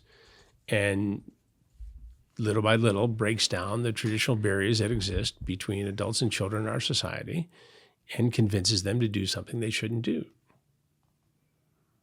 Is there a common kind of thing or like key that gets unlocked? That's a bad way to put it, where the Rubicon, every time it's the moment it gets crossed? Or does it really I think there are vary? similarities, But each case is different. Each child is vulnerable in their own way. Are they from a broken home? Are they currently having disagreements with their parents? Are their hormones raging? Do they want to be viewed as somebody older? Do they want freedom? Do they want money? Do they want jewelry? I mean, it's these guys know how to push the buttons. And the problem is that this child may be in just a momentary location of vulnerability. But if the predator hits them at the exact right moment, it's a disaster. That's right. Right? 2 days other way, they're over it. It's like sextortion. The next documentary we have at TruBlu is sextortion. And we examine all these cases where young men or boys are online and they think they're talking to an attractive young woman and they trade naughty photos. And it turns out it's not a young woman. It's a extortionist in Nigeria. And now the guy wants money. And the kid's got $500 in gift cards and gives all that away. And then there's no more. And he says, well, F you, kill yourself. And these kids are so caught up in the moment. They think this guy is going to, publish the naughty photos. And they can't get it out of their mind that this is a momentary thing. In 2 weeks, grandma's not going to see it. In 2 weeks, nobody's going to care. But in the moment, the social media footprint, their presence, their identity is so intertwined with their ego that they don't see it. And 15, 16-year-old boys are killing themselves. I've sat with 4 sets of parents. There's a state legislature in South Carolina. Brandon Guffey, his son killed himself. Same thing. And he goes and talks to people all the time about this. And he tells kids, he goes, look, first of all, your junk's probably out there already if you're, so don't even think about that being a problem because nobody cares. And you can go to NCMEC, National Center for Missing and Exploited Children, and they'll help you scrub the internet of anything you may have sent inadvertently or anything you were tricked into sending. They can do that? They can do that. But the point of it is, these kids who kill themselves because of a momentary sense of shame, if they wrote it out for another week, they're applying to colleges. Yeah. They're back with their girlfriend. Oh, I'm stupid. And so, to me, a lot of this comes back to parents. Yep. And parents have to say, I'm not blaming parents, but parents have to create an environment where if their child gets lured into something, they feel comfortable enough to say, look, I effed up. I need your help to get out of this. And the parent's not going to yell at them. They can call them stupid after the fact or tease them about it or whatever. It becomes a joke at some point. What's not a joke is when the kid shoots himself in the head. Yeah. It's not a joke when the kid hangs himself in the closet. And man, I tell you, having kids of my own, being out of the danger zone, nothing would ruin me, would destroy me like the death of a child. I'm a tough guy. I could deal with a whole lot of stuff. But losing a child at 15, 16 years old, anytime, a child's death precedes yours, it is life-altering. And the fact that they even get through this and can be advocates for other kids and other parents is nothing short of amazing to me. And I have nothing but enormous respect for all those parents who deal with this and for those who sat for the documentary, which is, like I said, coming out after Roblox. Yeah, we'll have that link down below, by the way. But yeah, I don't have kids of my own yet. I really look forward to having them, and you can't know what that's like until you do it. You, but and I hope I never know what it's like, and I hope no other parent has to ever go through it again. But it's absolutely the most painful thing I can imagine. What about when you are, of course, you feel awful for every parent you sit with, yes, and they're devastated, and that's a given. But how difficult is it when you're sitting with these parents who are devastated after the fact, and it's one where you're hearing the story and you're seeing all the places where, like, they should have had more guardrails on there, or they should have known, or they should have monitored this or that more. Well, you ask the question in a very sensitive way because it'll elicit a response that'll help another parent from know how to not go through it. But, I don't go out to blame any parents. And, I don't know what my kids did 24/7. I'm sure they had close calls. I had close calls that my parents never found out about. I mean, inches from death. I grew up in an era where, you walked out and with a BB gun and a bow and arrow and went to go play around in the woods for 6 hours when you're 10 years old. Yep. I mean, we weren't we weren't very tightly regulated, and as the oldest of three and the only boy, there are elements of your life where you were sort of raised by wolves. You had your buddies and your pals. It was, Lord of the Flies. We had a ball. Yes. Nobody ever got seriously hurt. Did we come close? Did you almost lose an eye? Did you almost crash a mini bike? Yeah, all that stuff. But for the grace of God, and you've got to count on that. You need a little luck raising a kid. But sometimes you don't have that lucky stroke, and sometimes the kid makes a bad decision, and sometimes you're not there to catch it. And so all you can do is try to create an environment where the kid feels open enough where he can say, "Hey, I got a problem here. We need to get this fixed up." And then that's the best advice I can give. And even that's not foolproof. But that's why I harp on all these safety issues on Roblox, and Roblox is going to be all mad, and we do more than any other platform, and fine, great, good on you. But let's tighten this up. And by the way, let's talk about it. Let's hear from these victims. Let's hear from the lawyers trying to hold the company accountable, because that discussion creates awareness and a dialogue that needs to take place, just like the predator investigations, the takedown investigations we do. All of this stuff, it's about awareness and dialogue. And if I can light a fire under people and get them to talk about it with their kids, then I've won. Well, it's also, you make a great point that the company should want to sit down with you and should want to be transparent to fix the problem. And that's a mistake on their part. And they do sit down with other people, but again, it tends to be, with people in the tech world. It's friendly.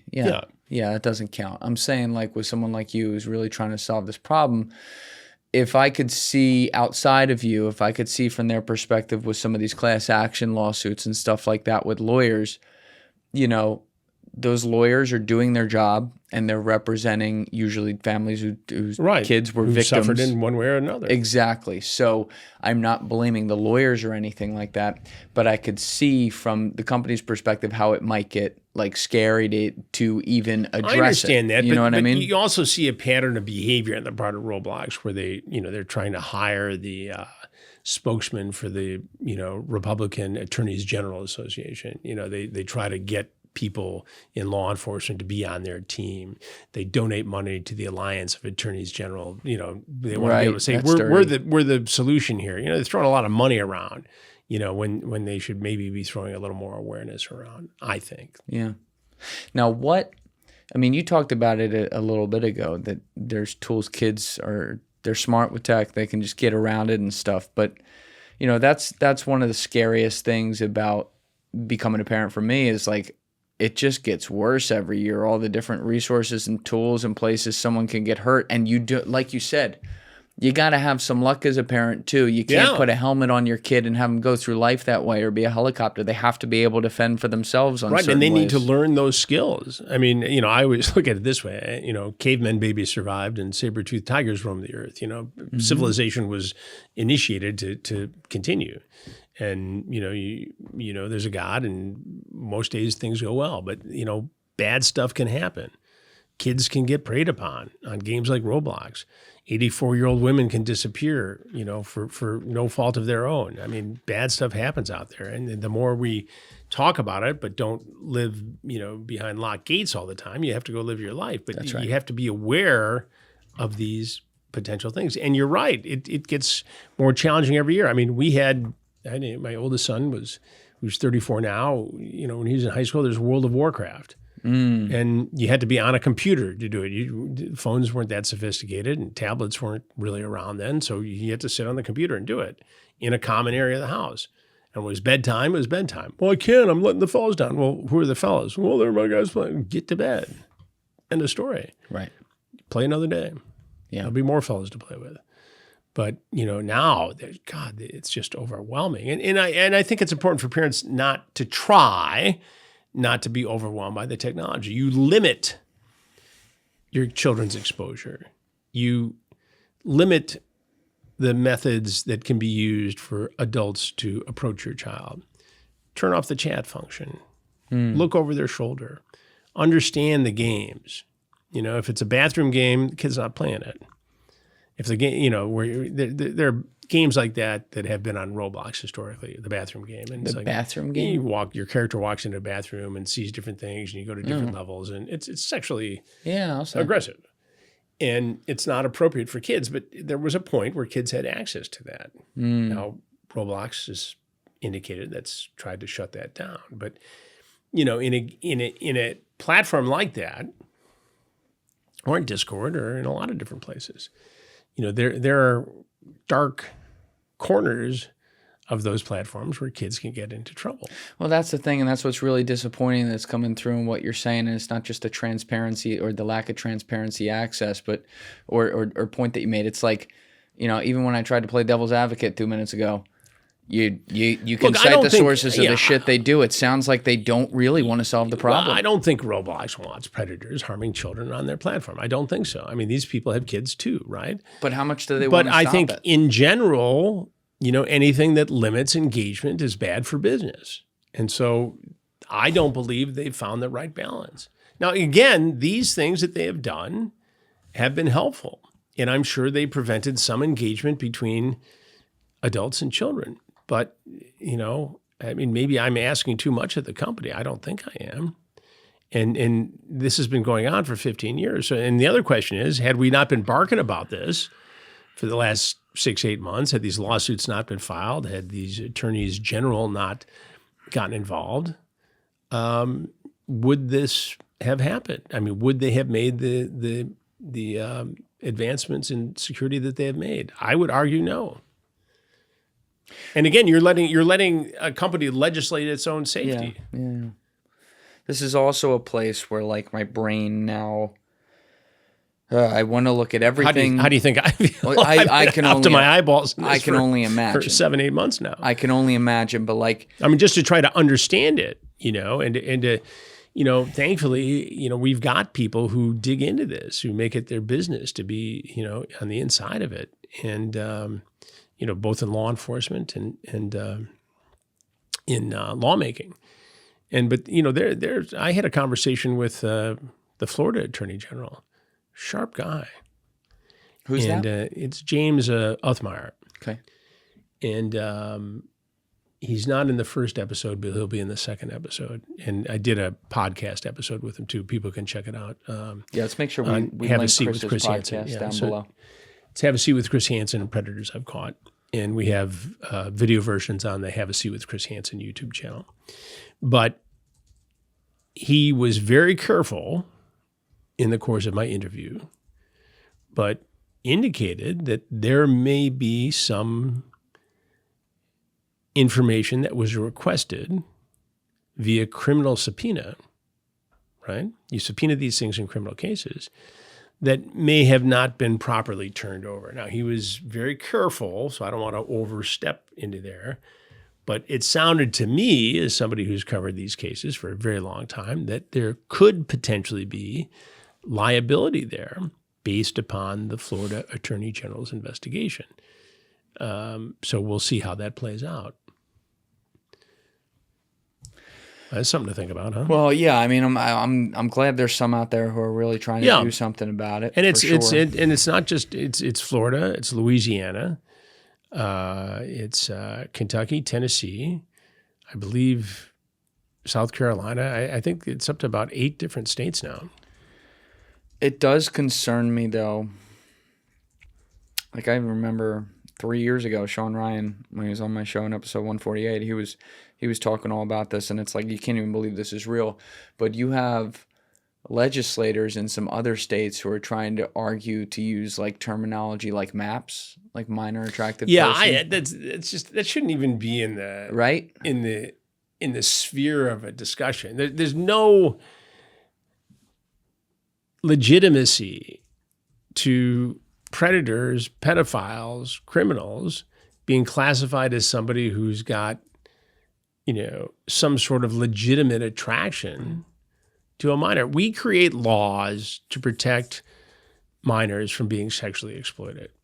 And some of the ages may seem arbitrary to predators, but the reality is we have to draw a line. And society does the best it can to protect children from being tricked into situations where they're sexually exploited. And that's why we have an age of consent. And if a child is below that age of consent, even if they say yes, they can't give permission to be sexually exploited. All right. And that's why we have these laws. So here's a weird one that I think about a lot now because it's actually extremely realistic. So in a lot of marriages in America, there's a common age difference of 2 or 3 years. Yeah. Like there's a very common trend of, not always, but it's like common that the husband will be, 35 and the wife will be 33 or 32.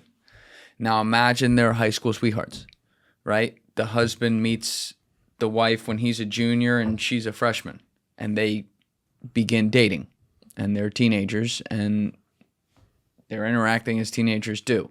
Then one day he's a senior and he turns 18 and she's 16. What's the...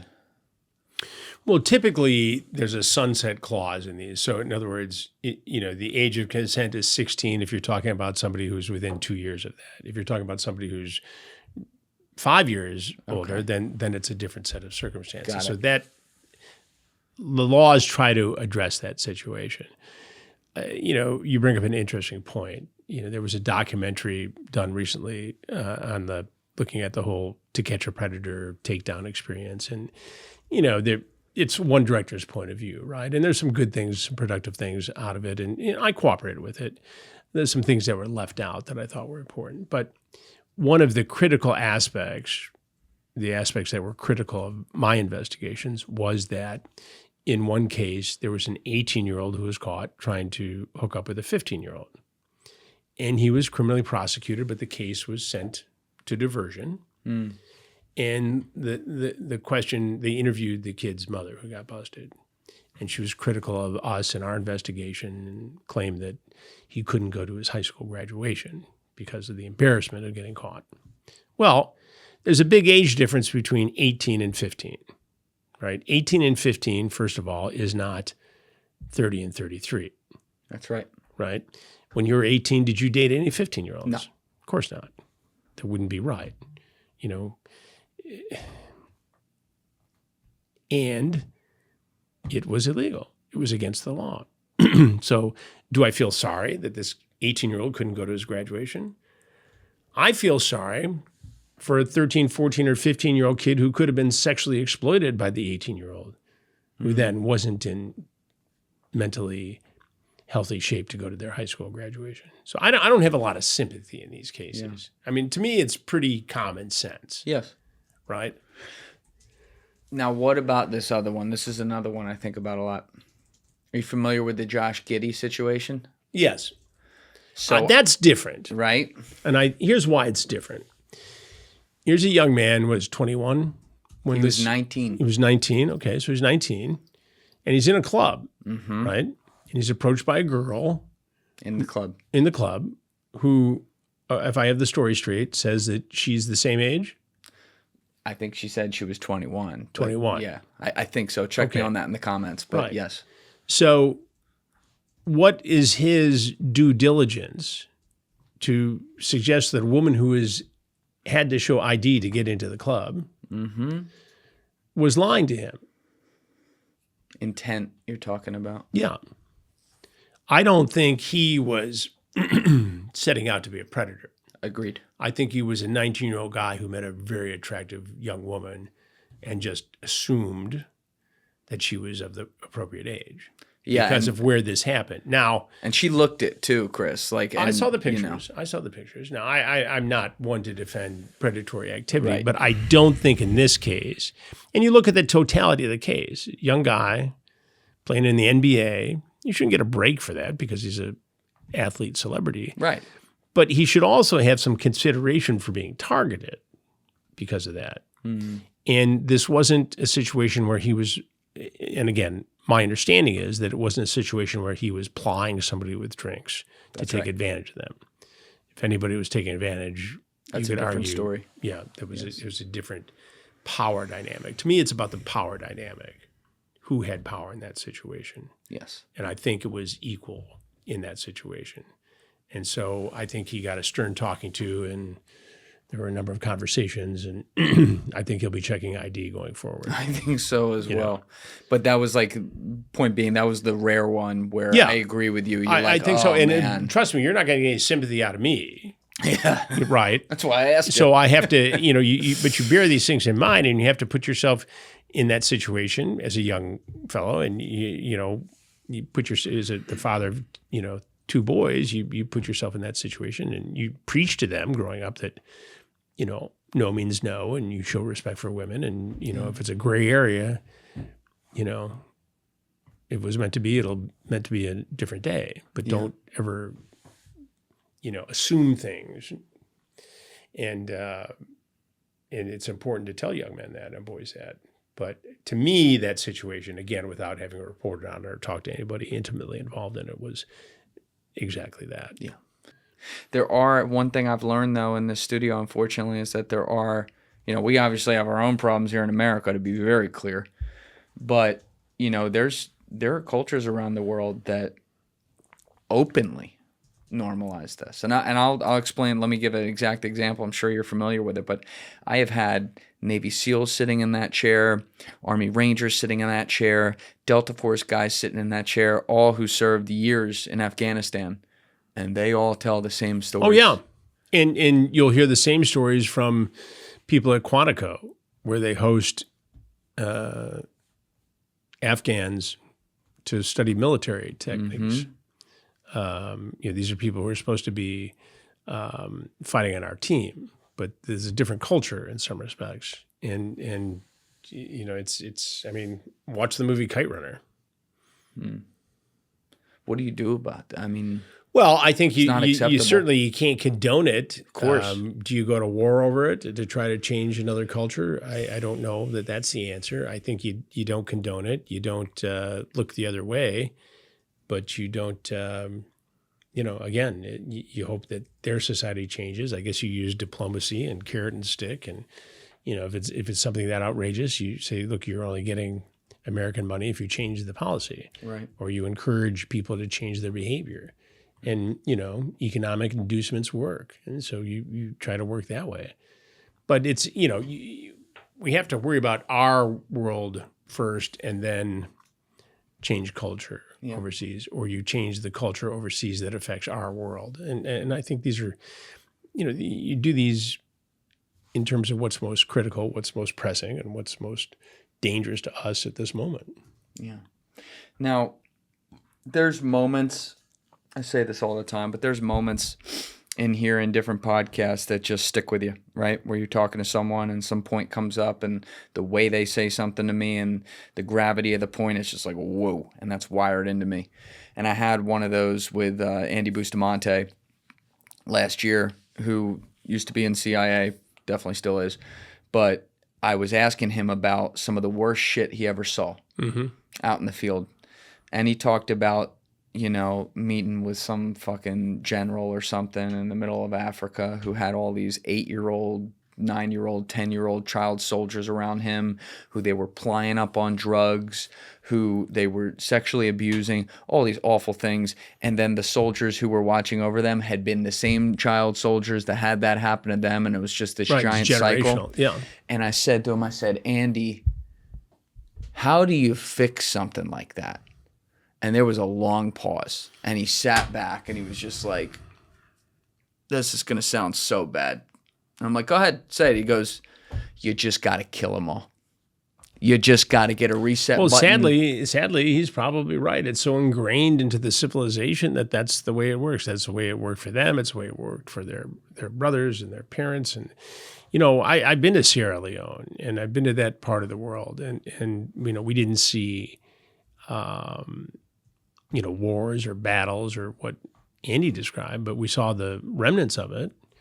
We did a story on Al-Qaeda using blood diamonds to fund terrorism. And we talked to the guys who were doing the investigation, and we went back to the places where it all happened and got a realistic dose of it. But what he described was exactly, you could see some of this in the movie Blood Diamond. I mean, it's very realistic. And that's the clash of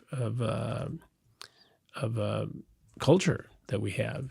And it's very tribal there and in other parts of the world. Afghanistan is the same way. I mean, it's warring tribes and factions, and this goes back generations before America was America. So how do you change that? And it's very difficult to change. And there's a certain truth to what he says.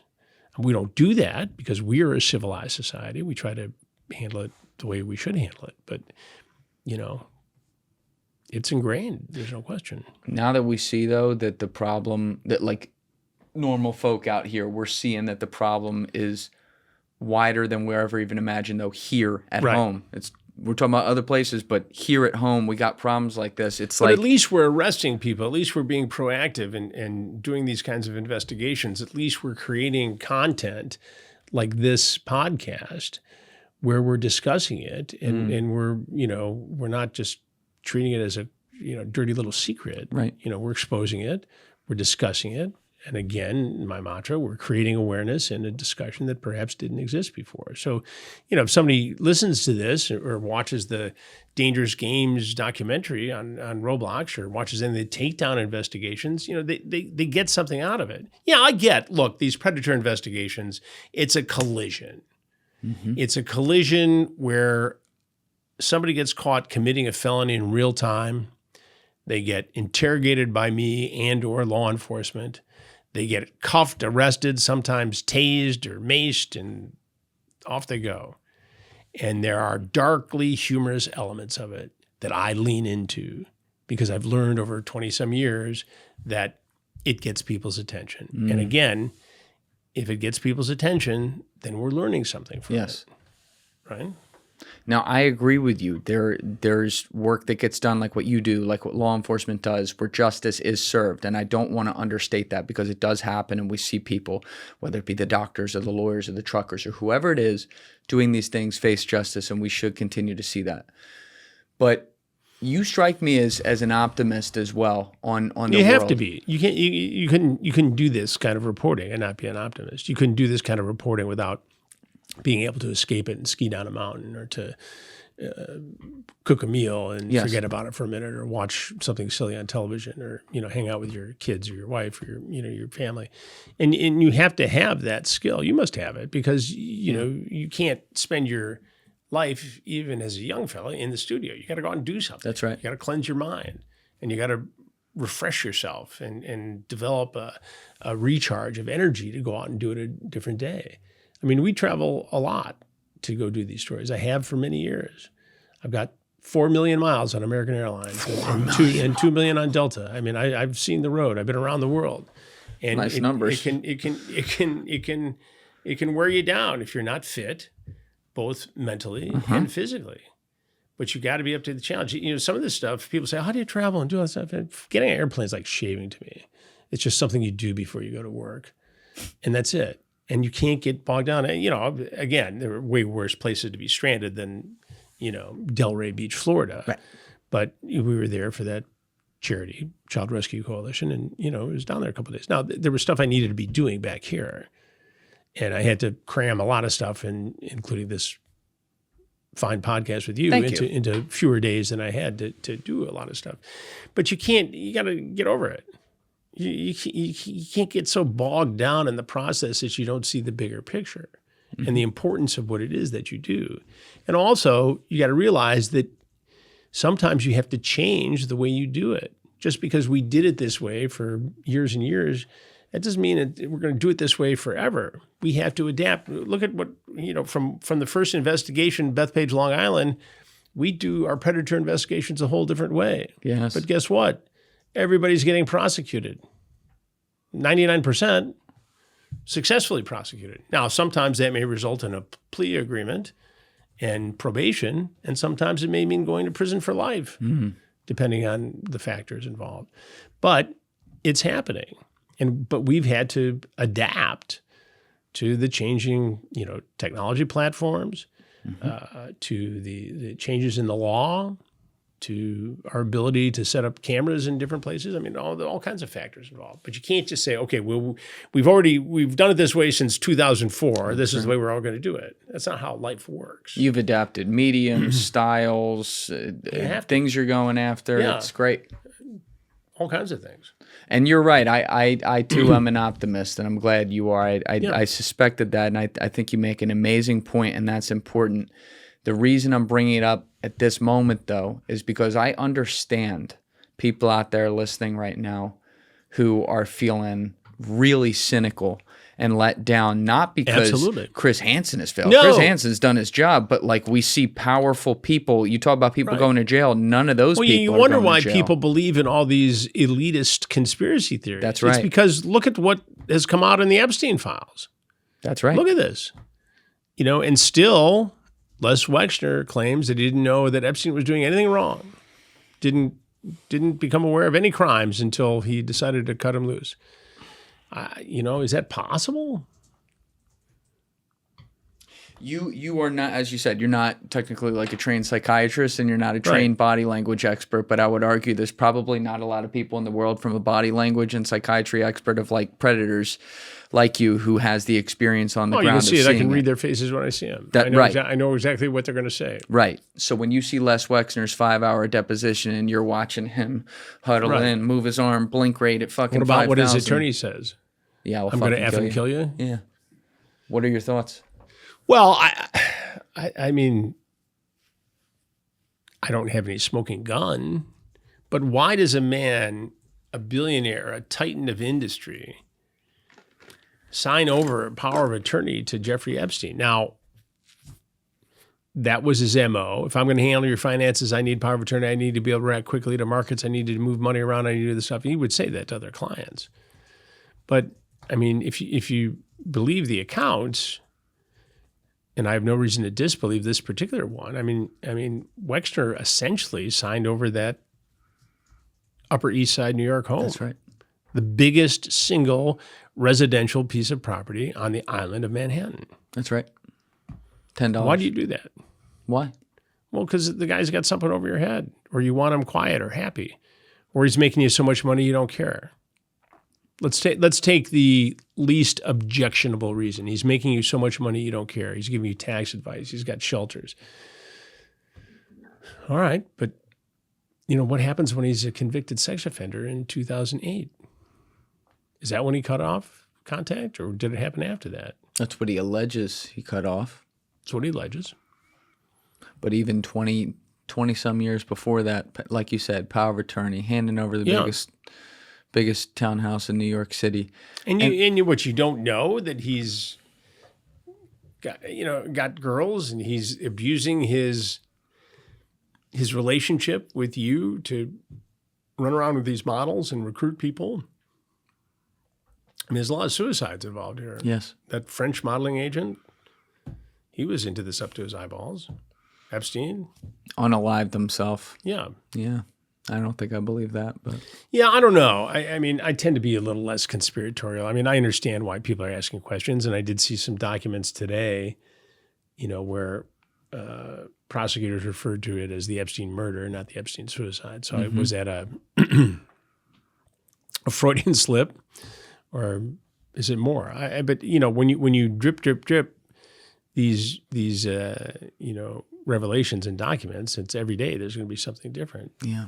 And it also, like, I would imagine, I think you were even citing some examples, correct me if I'm wrong, but like you've seen the things that happen like in the modeling industry in particularly, and how these young women and actually girls like 15, 16 quite literally get trafficked to men through the people that run these places, which is not to say automatically, therefore, Les Wexner's guilty because he has Victoria's Secret, but it's certainly quite a coincidence, no? Yeah, but I mean, if you're going to be a guy who goes after to try to exploit those people, where are you going to go? You're going to go where there's a healthy supply of them.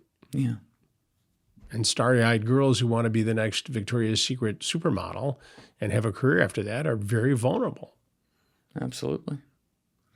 It's like when you prey, that's some of the lowest stuff. When you prey on someone's ultimate fears or dreams, which are the opposites technically of each other, and that's what all these guys do, regardless of who they are, or like when they're grooming them, that's exactly what they do to these kids. It's like, God, I was still totally stupid when I was 25, and I just imagine like, what if I was in the wrong place, wrong time when I was like 14? you know? Well, everybody's got close calls. I mean, I grew up pretty fast. I was on television at 20 years old. So, I was a reporter. I mean, we still had a lot of fun. You run around and, do what young men do. But, I had a pretty solid sense of responsibility pretty early on. But you're right. I mean, 13, 14 years old, you think you're a grown man, but you're not. And you're vulnerable. And I think, a woman from Eastern Europe who's very attractive and has a shot is told by a French modeling agent that you're the next big thing. But this is kind of how it works, and you need to meet my friend Jeffrey. I mean, crazy. And these guys are doing this all day long. It's crazy. Do things like, remember South Park made the episode NAMBLA? Yeah. North American Man-Boy Love Association or something like that. Things like that really exist? Oh, NAMBLA? Yeah. Absolutely it exists. Absolutely. It has been around a long time. And the FBI had pretty much extinguished NAMBLA. Big investigations until the advent of the internet. And suddenly they could communicate without being detected. But that's a real thing. That's not conspiracy pizza stuff. Wow.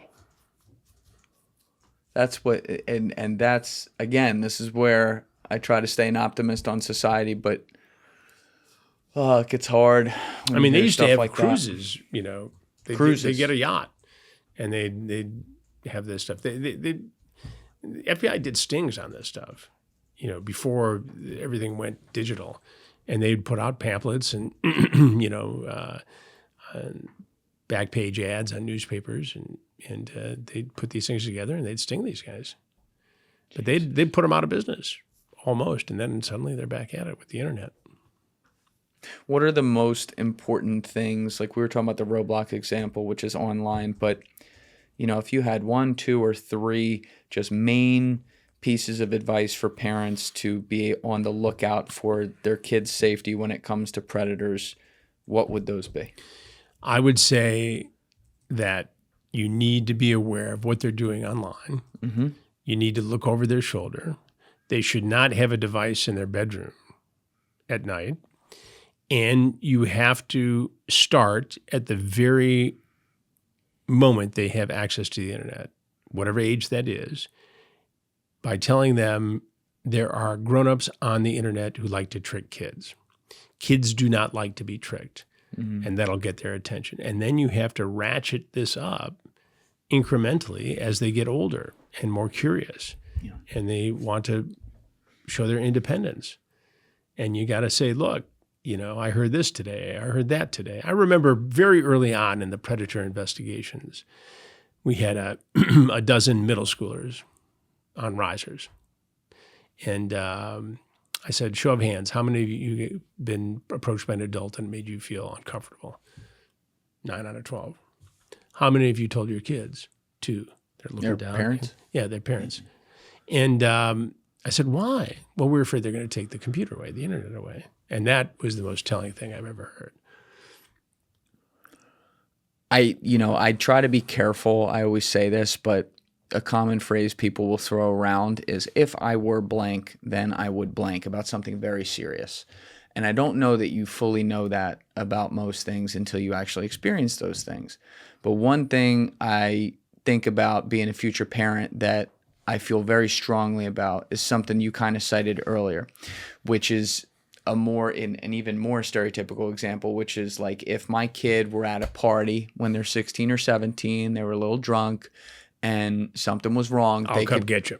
And you're not punished. Right. And there's that trust. I've had that speech when my kids were in that age group. Right. I think you make an amazing point that there needs to be, parents should feel comfortable without, pushing that boundary too far, if you know what I mean, like having repeat offenses and shit like that. But I think parents should be comfortable to be able to have that conversation about online stuff too. Without well, right. Kid. Look, stuff's going to happen. Yeah. Right. This is the nature of the internet. Stuff will, if you're on the internet long enough, something will happen. That's right. But the reason I'm going to allow you to stay on the internet is that if something does happen, you come to me and tell me about it. I'm not going to beat you up. We'll get a solution together. You know, I took my dad's advice many years ago. You know, your job is not to be your kid's friend; it's to be their father. And so you're going to make decisions that are unpopular. They're going to stomp off to their room. They're going to call you names. There's going to be an argument.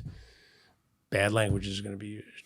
But you got to stay calm. The trick to being a parent is to get your kids to do what you know is right for them, what you want them to do, and make them think it's their idea. That's the deal. That's all it is. Yeah. That's all it is. And if you can do that, you win. It's good advice. Yeah. What were your favorite stories you worked on before you became Chris Hansen'd to Catch a Predator? You know, there's so many. And back in those days, we were allowed to travel internationally and do things. But probably the most impactful story, I think, was when we teamed with an NGO and went to Cambodia with the International Justice Mission, IJM. And they were investigating Americans going over to Cambodia and other places to commit sex tourism with underage kids. And we infiltrated a brothel in Sveipak, about 11 kilometers outside of Phnom Penh. And our producer and our hidden camera guys posed as sex tourists. We went in there and set up a party. And we had local authorities as part of it. And we put this together and we rescued about 37 girls. Whoa. And in the course of the investigation, we caught an American doctor over there who I later confronted in Guam in a parking structure where he would travel as an anesthesiologist, right? So, you know, we pick him off and we caught him, like, we had him on camera talking about, he thought he was on a tourism show and he was talking about how much he likes to go over there. Then we had him on hidden camera talking about the young girls. And then I lowered the boom on him in a parking garage in Guam and just tore him from ear to ear. Did he get prosecuted? He did not, shockingly. But in that story, two important things happened. Well, a lot of important things happened, but two detectives in Vancouver, Canada, were watching the story when it aired the first time on Dateline, and they recognized the background in the brothel. And they said, you know what? And they call each other, watching it separately. And they said, this looks like the background on the videotape we took from the guy we arrested for beating up a sex worker. Follow this now. They look at it, they go over to that brothel, they match it, and it turns out the guy they arrested in Vancouver, British Columbia, for beating up a sex worker had also been to that same brothel in Sveipak. Whoa. And they arrested him, and he took a 7-year plea for sex tourism. And then we went back 4 years later to check on the girls who were rescued. And 8 or 10 of them were in a bridge school. And I mean, they looked like $1 million. They in the school dresses, they go to school every day. And I'm sure there was long-term damage. And I, interviewed them. And of course, there was a translator involved. My Khmer is not, fluent. And so we finished up the interview and they said, well, when are you leaving, going back to America? I said, well, tomorrow or day after tomorrow. And they said, can we go to the airport with you to say goodbye? I said, absolutely. If it's fine with the people here at the bridge school, it's fine by me. So now they, do their minds really understand who I am or what I did, or all they know they're in a better place and I had this tall American had something to do with it, right? And I'm not looking to take credit for it, but if, they want to go to the airport, if the school folks say it's okay with me. And the guy pulls me aside. He said, well, it has more to do with the fact that the only Dairy Queen in the entire country of Cambodia is at the airport. I said, no ego problems there. Send them. NBC can pay for 8 banana splits.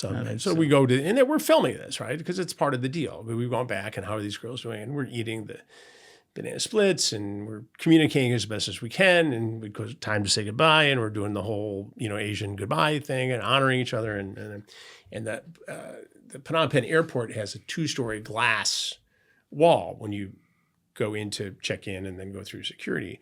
And so they follow me And they've got their hand. I said goodbye, goodbye. It was said goodbye 100 times, right? So now they've got their hands against the glass, weeping. And I go back and put my hands against the glass. Now I'm weeping. The cameraman who's been with me in the most horrible places in the world is weeping.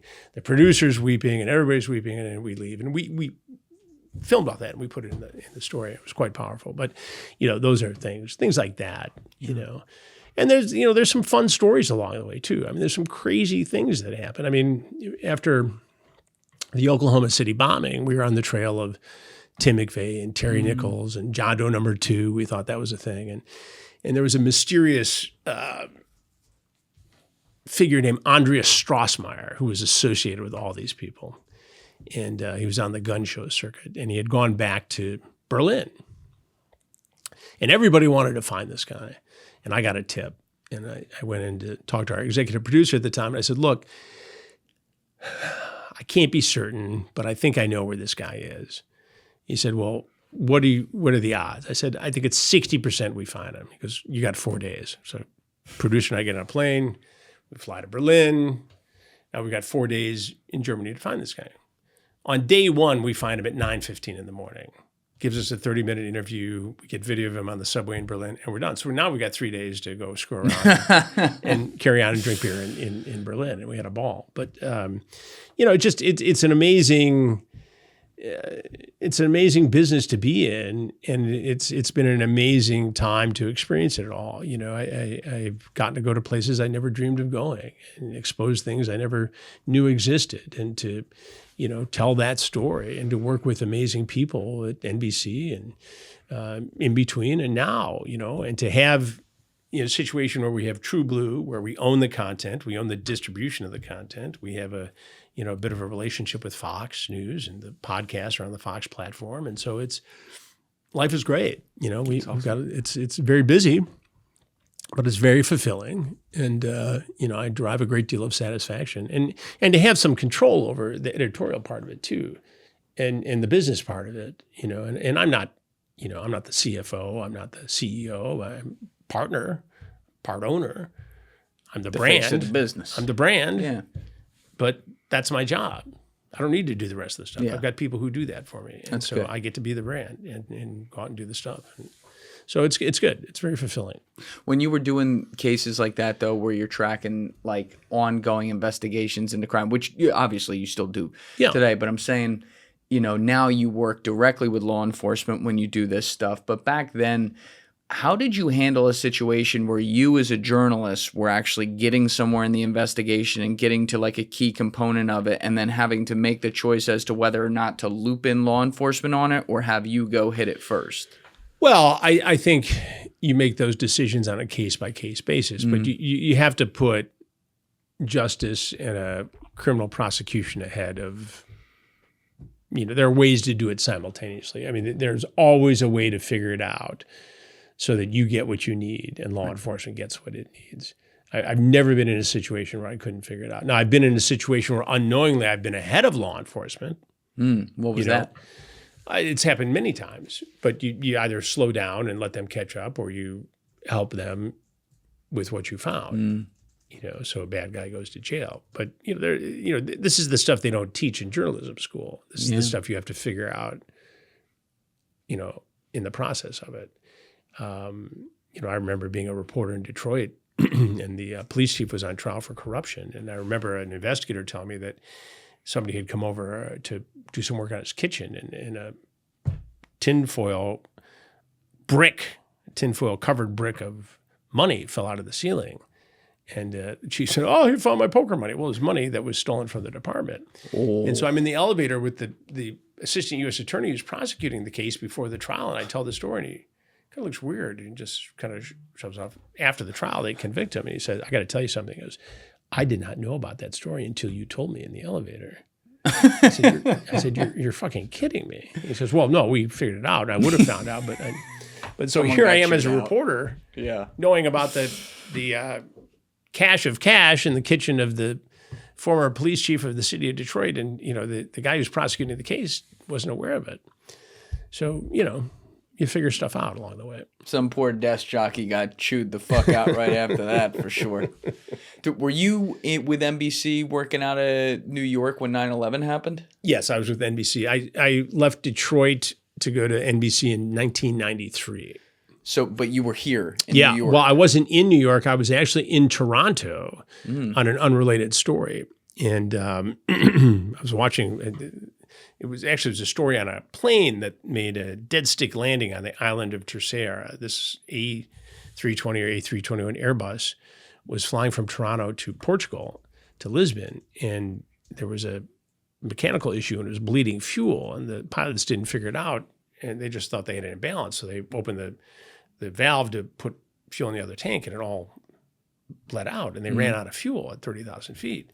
And so this pilot was able to circle the plane, and they have a device that pops out that generates power. He's able to circle the plane and navigate, and without power for 30 minutes, make a dead stick landing at an Air Force base, a joint use Air Force base on the island of Terceira, which is in the Azores. So we're in the middle of doing that story, which is the kind of story we do occasionally for Dateline. And we'd done the interviews, and some of the guys went out for a few pops that night, and I stayed in for whatever reason and was up early, went for a run, and all dressed up and ready to go. And I'm watching the television monitor in the hotel room, and there's smoke coming out of one of the towers of the World Trade Center. And I called the office. I said, Dave, what's going on? He said, we think a pilot had a heart attack and crashed into the building and stand by, but we think you're just going to go on to Colorado to work on the next story. I said, all right, well, let me know. Second tower gets hit. And I called back and said, I'm on my way. So I roused everybody up.